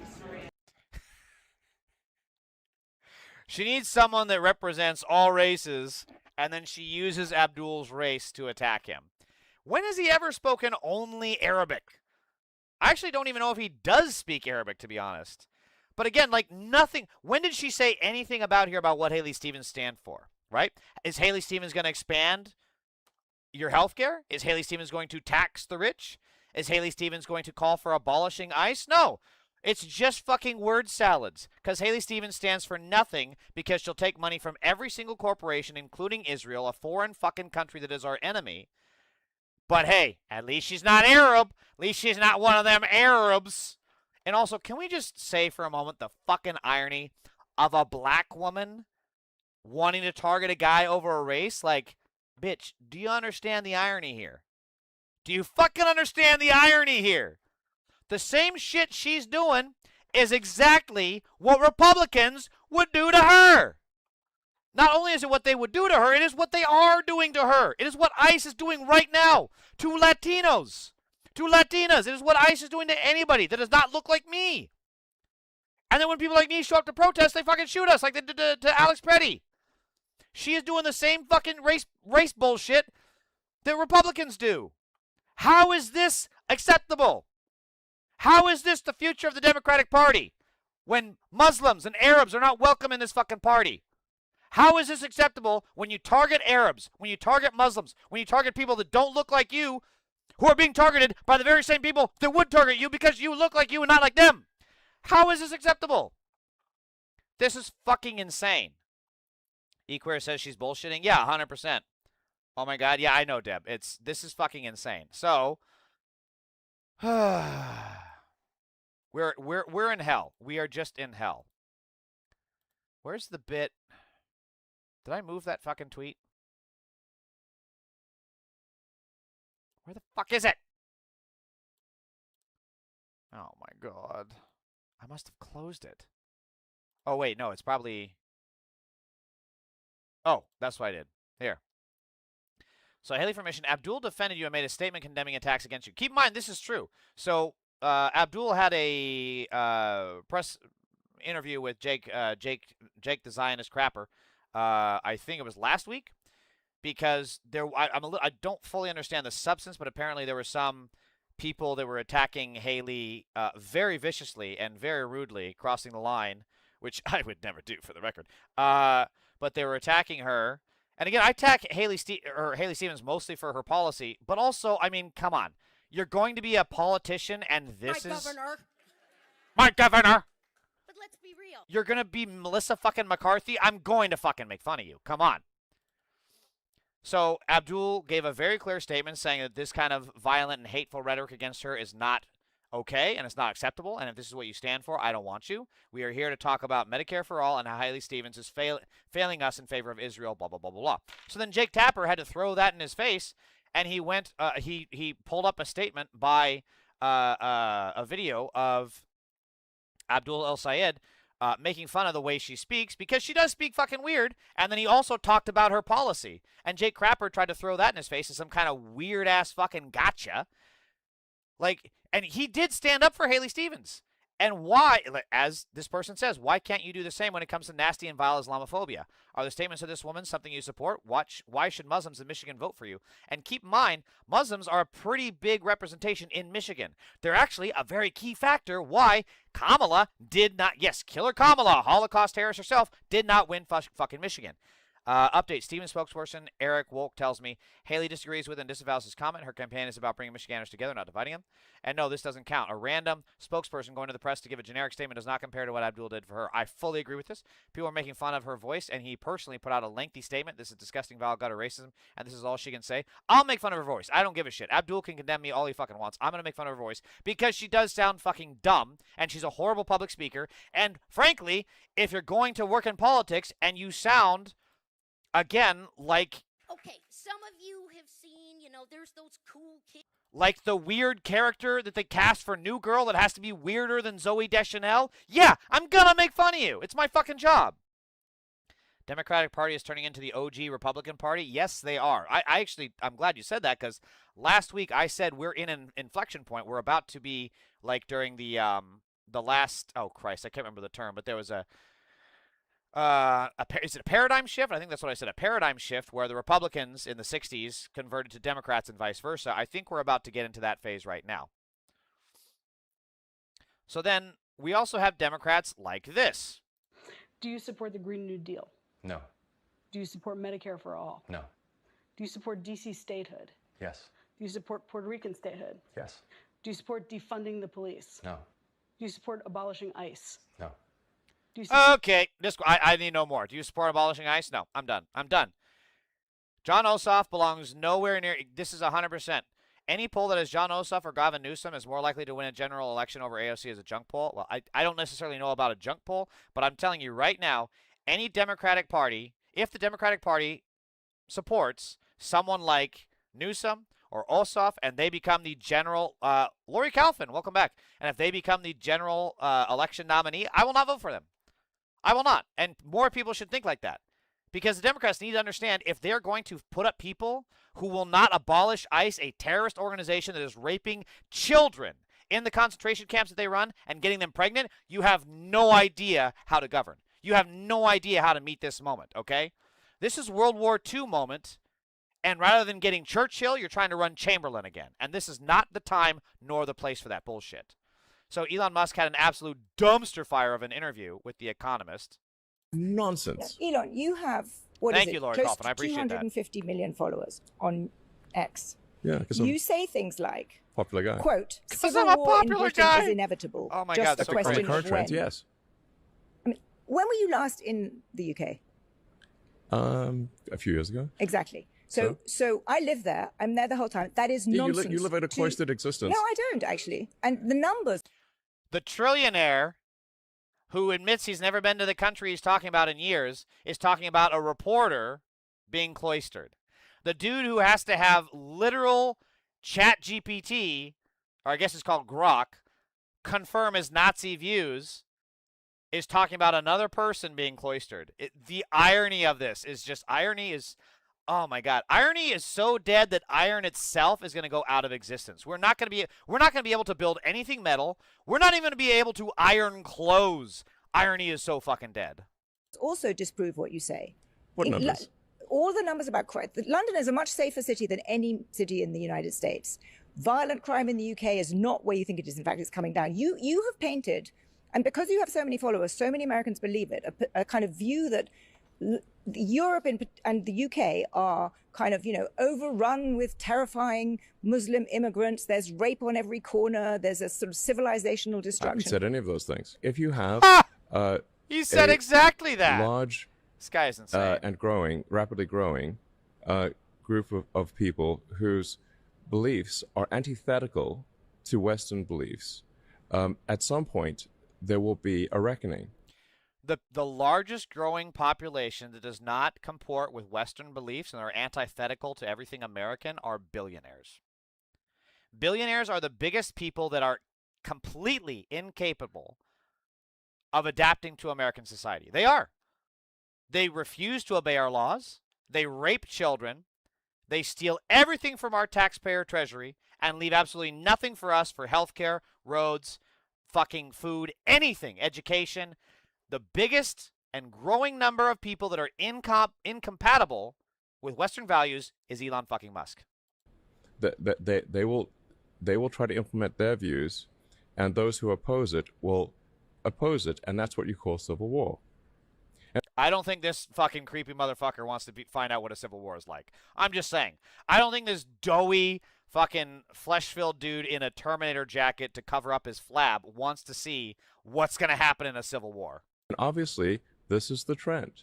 And you absolutely do live in a cloistered existence. And if you'd like, we can go on a tour of Britain. Sure. And we I'd can go be on a very walking happy tour. to come on a tour of Britain. And you will see for Again, the dude who has like 50 houses and 20 yachts and 3 personal jets is talking about someone else being cloistered. This is insane. The lack of self-awareness. Holy shit, dude. Jesus Christ. Oh, man. I'm sorry. This is just... He is truly just the worst. I honestly think he's actually worse than Donald Trump in some ways. Because Trump is an overt bully, which if people had any fucking balls, you'd be able to push him back in the corner and just say, fuck you, if people would actually fight back. But this guy is such a fucking weasel. He's begging Jeffrey fucking Epstein via email. Please, please, please, Jeffrey Epstein. Please, please, Jeffrey. I would love it if you would let me on the island. My family is driving me crazy, and I got to get away. Like, that was him on Christmas fucking Day when he could be with his fucking family, and instead, this loser is begging Epstein to go to the pedo island. There is something just disgustingly vile and cowardly about that. I can't quite put my finger on it, but it's disgusting. See my country that I live in all the time, and you haven't been to a few years ago. I've been there literally 100 times. But when was the last time? Literally a few years ago. You know why? Literally a few years ago. Yeah, like that. This exercises me because you have really shaped opinion about the UK, and so many Americans I come across and I have conversations with, and and I just had one the other day along the order of, oh, London's such a dangerous place. How can you know? There are sort of grooming gangs everywhere. There's violence everywhere. This is a picture that people get from things that you post or that are posted on X. And for example, okay, so I actually covered this last week. I'm remembering this clip, but I want to go to some of the commentary. She lives there 365 days a year. Yeah, I know. I can't believe that someone who lives in the place that Elon Musk does not and has lived there their entire life would know more about that than the guy who's literally a trillionaire and goes there every couple of years. I can't believe she would know more. It's such a crazy thought. Oh, shit. I didn't read that quote. What really gets me is he's so inarticulate, even relative to his other tech billionaire peers. Like, how are you 10 levels below Zuck in talking? Oh, my God, man. And this is fucking true.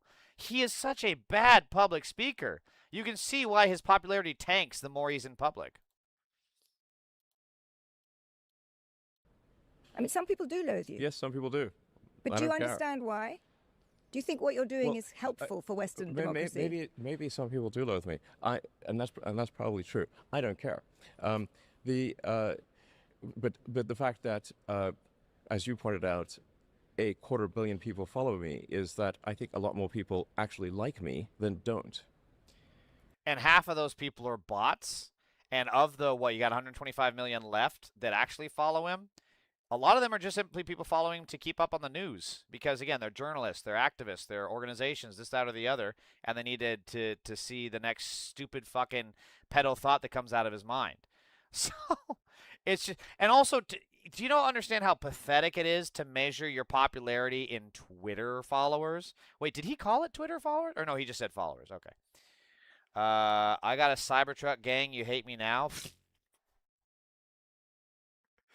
Enjoy your Tonka trunk that falls apart after the first stoplight. And I think a lot more people hate you and the media more than you realize. Do you realize the media is despised? Do you realize that journalists, the view of journalists is look at him. Oh my God. He's literally grasping at straws. I mean, he's not wrong is the thing. Like, I could come up with a million different if I was in that chair, I could say, like, you're hated by the media because you sane wash stuff. You lie about things all the time. You lie about what's happening in Israel. You here in London are arresting protesters for protesting against Gaza, and you guys take the side of the regime, okay? And then every time Trump says something, it's Trump says, and you never, ever stop to think that maybe he's fucking lying. And then when he does lie, that doesn't become the story forever and ever and ever. You continuously just say, oh, well, he says this, so therefore we have to follow him. Like, you would come up with actual concrete reasons to hate corporate media, and believe me, I fucking do. And look at this stuttering little trust fund baby pedophile. Look at him grasp right now. How the view of journalists is like it's like the favorable view of journalists is like 15%. Yeah, I do know that in the United States. So the shoe is on the other foot. They hate you. They hate you far more than they hate me. I think there is also the joy in his fucking face. He's a goddamn psychopath. Certainly a loss of trust in journalism. I think in part, There have been mistakes by journalists and journalism. I totally acknowledge that. But I also think that the kind of polarized environment, particularly on social media, fostered by the kinds of things you are pushing on X, actually helps this, makes it worse. I don't think so. I think you're the problem, the media, and speaking No, you. of loathing, No, you. You're loathed You. far more than I am, and you don't seem to even realize that. I think very few people know who I am relative to you, so I don't think I play in the same game. The media collectively. It's a funny little bit. I mean, you're hated. God, he's just uniquely. He's a like Trump is obviously, like I said, he's the bullying type of evil, but something about Elon Musk is like the pathetic kind of evil, you know, where he never got any kind of money that he deserved. He never earned any of the status or the privilege or the power that he has, and he has absolutely no idea how to use it. And rather than use it for good, he's just a petty little bitch. It's jarring how a man wielding so much power can be so inarticulate and have so little to say. You're loathed. Nuh-uh, you're loathed. LOL, genius. Yeah, I mean, that's spot fucking on. So remember how she was saying like you foment a lot of violence and hate on social media, and he's like, nuh-uh. Ex-owner Elon Musk indicates he would prioritize political violence, assassination of pro-migration politicians is the common sense meaning, over violence against invaders, refugees, asylum seekers, maybe ethnic minorities generally, while endorsing calls for violence, killing against both groups. No point in bailing the boat while traders are still busy chopping holes in the bottom. Elon Musk says yes. So this is from that Nazi pedophile movie. I don't even remember the name of it. I don't care. I'm not going to say it. You're the problem, but please keep my name in the media so I feel important. Yeah, that is so also Trump, too. You know, Trump's like, you guys in the media are hated, but make sure you put my name in the headline. But I hate you, and you're hated. Put my name in the headline. If you don't put my name in the headline, I will hate you more. But make sure my name is in the headline. It's narcissism. It's total narcissism. But going back to this is truly the vibes of a psychopath. And this is why I'm telling more and more leftists, more and more liberals, you guys have got to get fucking armed. This kind of shit is coming your way. We already saw the pogroms that Elon Musk, the pedophile, incited in the UK and in Ireland. We have to get ready. Know your neighbors. Know your weapons. Set up Overwatch. Know your entries, know your exits, and know where to bottleneck people if terrorists come pounding at your fucking door. Be ready. So this has been a big thing in the news. They're trying to pin this on Mamdani. Man accused of stabbing Asian and Jewish men in New York charged with hate crimes. Suspect Raul Morales, 51, was reported to have yelled Allahu Akbar during the stabbings on the Upper West Side near Central Park. Police Commissioner Jessica Tisch has said. So the Zionists are trying to use this as a way to condemn Mamdani for being against Netanyahu. And first of all, that's anti-Semitic of them. How dare they be so not openly Nazi, because conflating Jews with Israel is anti-Semitic. Second, let's get down to the story itself. A man accused of stabbing a Jewish man and an Asian man in attacks on Manhattan's Upper West Side was charged with hate crime counts Friday. So the Zionists have tried to frame this as the guy only wanted to hurt Jews. He only wanted to hurt Jews. He didn't have any other goal but to hurt Jews. But the fact that he stabbed an Asian man kind of makes you seem like you're full of shit. So let's see what the actual facts show. Morales was arraigned late Friday on 2 counts of second-degree attempted murder as a hate crime and 1 count each of first-degree assault as a hate crime, second-degree assault as a hate crime, and attempted first-degree assault as a hate crime, the Manhattan District Attorney's Office said. A judge ordered Morales, 51, remanded without bail. The stabbings happened a few blocks apart on the Upper West Side near Central Park, beginning around 1:31 p.m. Morales first approached a 57-year-old Asian man from behind and shouted Allahu Akbar and stabbed him in the back with a knife, a prosecutor said at his late Friday arraignment, according to the District Attorney's Office. So this, right in itself, you know, kind of makes you think it's not exactly targeted towards Jewish folks. Morales then continued walking and encountered a Jewish man wearing a kippah, a Jewish head covering, who had just left a synagogue and stabbed him in the chest with a screwdriver. Wait, what? So he stabs the Asian guy with the knife, and I guess the knife gets stuck, which is good because that would help staunch the bleeding. But then he had to go to a screwdriver? That's fucking crazy. Both victims expect to survive, Mayor Zorman said earlier Friday. Right, I'm thankful, blah, blah, blah. First attacked around 84th Street and Central Park West. Second happened around 86th Street and Central Park West. I also don't understand how he made it basically 2 blocks in New York without someone beating the fuck out of him. I mean, it's New York. I mean, it's pretty populated, so if he's trying to leave, right? He stabs the first guy. I'm assuming he starts running, bolting. So aren't people like shouting like, hey, watch for that guy, watch for that guy. He's doing this, he's doing that. I'm very curious what happened. Yeah, I don't know. I'm very curious about that. New York City Comptroller Mark Levin in a Friday news conference identified the victim as Chok Sung and Moshe Yazak Grunhaus, who he said Grunhaus was leaving the Jewish center after attending service marking Tisha B'Av when he was stabbed. Tisha B'Av is a solemn occasion that remembers the destruction of the temple in Jerusalem and other calamities. The Asian man who was stabbed was taken to the hospital with a knife still in his back and underwent surgery Friday morning. Prosecutor said in a Friday's said in the criminal complaints as the witness saw Morales near a synagogue, West 83rd Street, saying justice for Islam. According to material from the district attorney, criminal complaints says the witness saw Morales near a synagogue on 83rd. So he went from 83rd to 84th and then up to 86th. Knew each other, or Morales. So he stabs an Asian guy and says Allahu Akbar, and the fact that he went to an Asian guy first, doesn't that kind of show that it wasn't a targeted hate crime against Jews? I mean, this kind of... I'm also... If this was so credible, why in the hell is it way down here at the bottom? Witness saw Morales near a synagogue, West 83rd, saying justice for Islam. To material from the... I don't know. That seems weird that this is such a crucial point and yet is so far down the article. Hours after a tweet about the Jewish victim, Governor Hochul manages to mention the Asian American second victim. So again, Kathy Hochul, being a Zionist, wants to make this about Jewish people getting targeted, which is a legitimate thing. So when you kind of make the attack that also featured a Jewish person about an Asian person about specifically being Jewish people, that's a problem. You are playing into the very narrative that the fucking Nazis want. By the way, per the news, the Asian American victim was stabbed first, making Hochul's behavior even more notable. Also, an Asian New Yorker, quote unquote. This was a horrific and despicable attack, randomly stabbing Jewish New Yorkers, and in this case, also an Asian New Yorker. Also, it's fucking racist. Like the Asian guy was stabbed first, and you're putting him off to be a fucking footnote?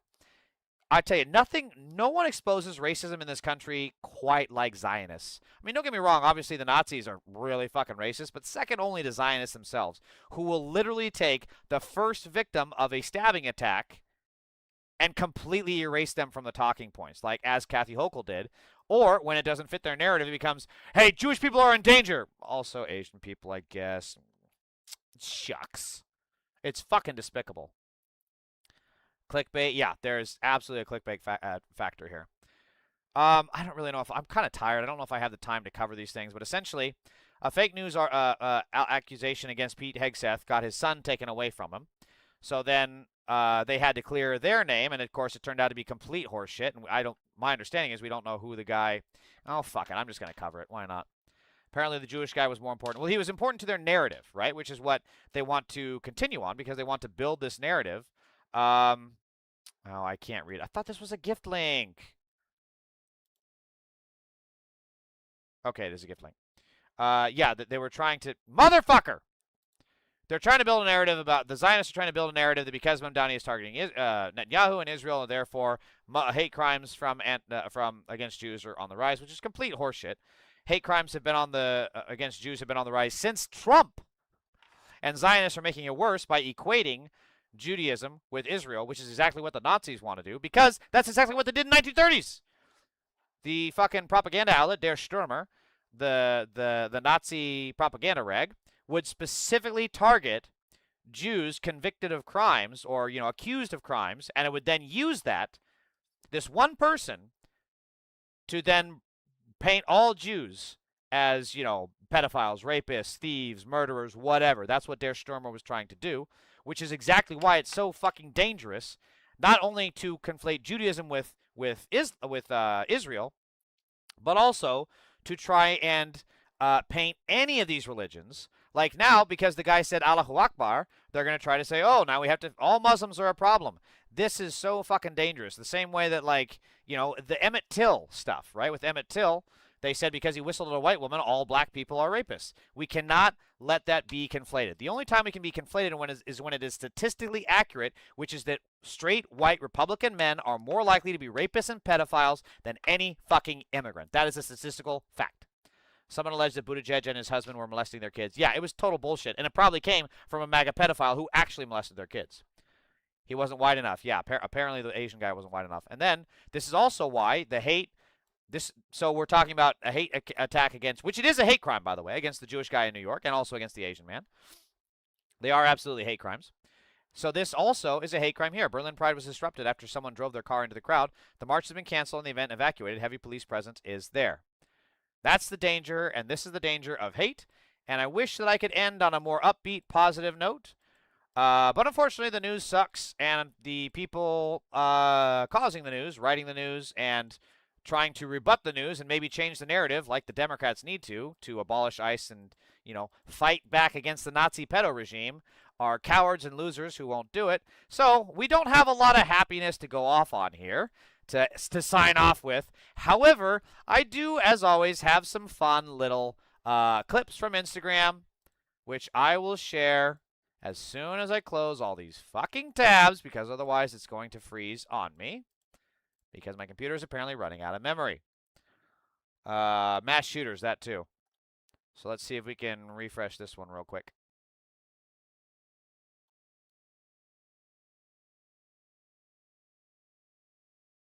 David, BPHL, welcome.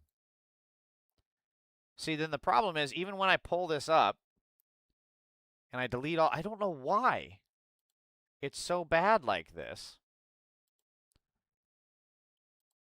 Like, my computer should not, like, how is it that I was able to pull up all of those tabs, but then I go to the Instagrams, and now it's fucked?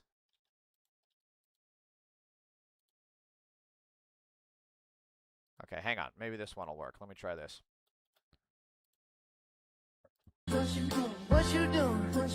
for those of you who don't know, this is a monitor lizard.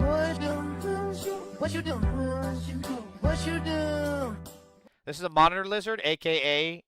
The inspiration for the dragons from Game of Thrones. And I never thought I would want one, but now I kind of do. Look at this fucker. What you doing? What you doing? What you doing? What you doing? He's so cute. I kind of want one, not going to lie. All right, which one loaded? Okay, here we go. Prank on a teacher instead what was supposed to be a prank on a teacher instead backfired on the students. A blindfolded half-court shot that is now the talk of campus and beyond.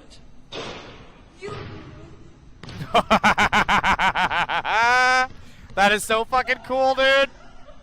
Put that in the story too. That is the correct reaction to that. Are you kidding me? It went in. Did you see it? Yeah.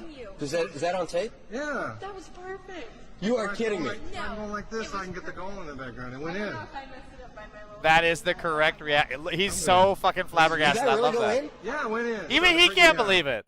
Well, that's so awesome. Monitor lizards are usually cranky? Shit, I didn't know that. I thought they were pretty benign as far as lizards go. I hadn't heard that. All right, so this one's not working. What about this one? Nope, not working. What about this one? Why is it that some of these work fine? I really don't understand. Maybe I need to reopen it? Let me try opening it in a different tab. Oops. Will this do the trick? Maybe this will do the trick. Oh yeah, this is so good. 3, 2, 1, go. All right, we're stopping. No, we're not.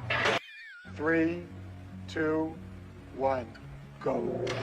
All right, we're stopping. No, we're not. 3, 2, 1, go. Oh my god! All right, we're stopping. No, we're not. This can't be real. That can't be real, right? There's no way. Like, to break the glass like that would actually, you could literally fucking die. Like, the glass could fucking cut your face and shit. There's no way this is real, right? 3, 2, oh yeah, it's a dummy. You can 1, see. Okay. Go. All right, we're stopping. No, we're not. 3. Yeah, okay. So it goes from a real person, and then they cut to the dummy in the far shot. Okay. That's still fucking funny. 1, go. All right, we're stopping. No, we're not. Oh, so such a great line. Oh my god, that's so fucking funny. Oh, Jesus. Oh, I'm so glad that it wasn't an actual person there. And it's clearly a dummy now that I look at it closely. God, that's fucking even funnier now. Holy shit, that's good. Oh, okay, let me see. God damn it.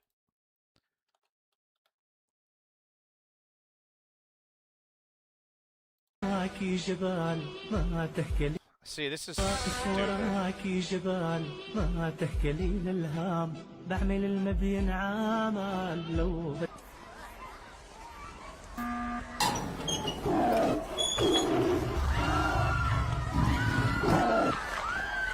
Oops.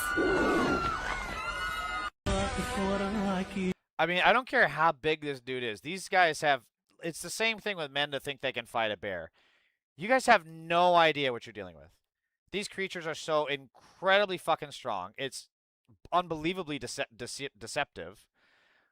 There's videos of a female lion, probably, you know, about a 400-pound female lion maybe, and they give it a tug of rope, right? And there's three, maybe even four, I can't remember exactly, four beefcake bodybuilders pulling on the rope, and it's just the lion, and you can tell the lion is not even really putting effort. Like, it is trying, but it's not, like, really, really trying. And these guys are just, like, straining every muscle. And look, this guy, look at this. Yeah, I'll take you. Yeah, dude, be glad that fucking fence is there. You have no idea. You're in the fuck around phase. You will not like the find out phase. I promise you. Okay? I promise you.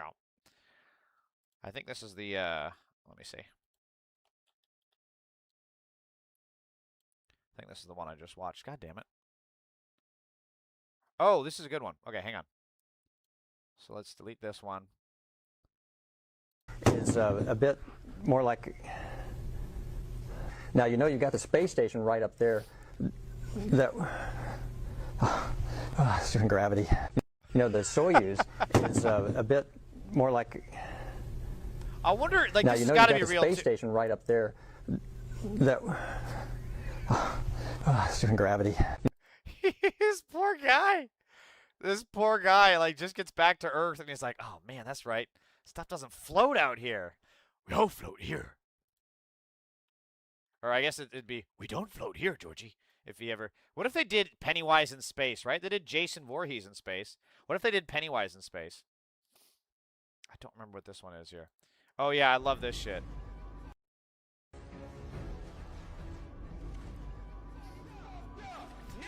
Now you fucked up. Now you fucked up. Now you fucked up. Now you fucked up. Now you fucked up. I couldn't tell you what's so funny about this. I don't know. I guess it's because, well, it splits with your expectation, right? It's the surprise of it all, because obviously the setup is, okay, Skyrim, going in there, and you don't know what you're going to get because it's talking about a mod, but do you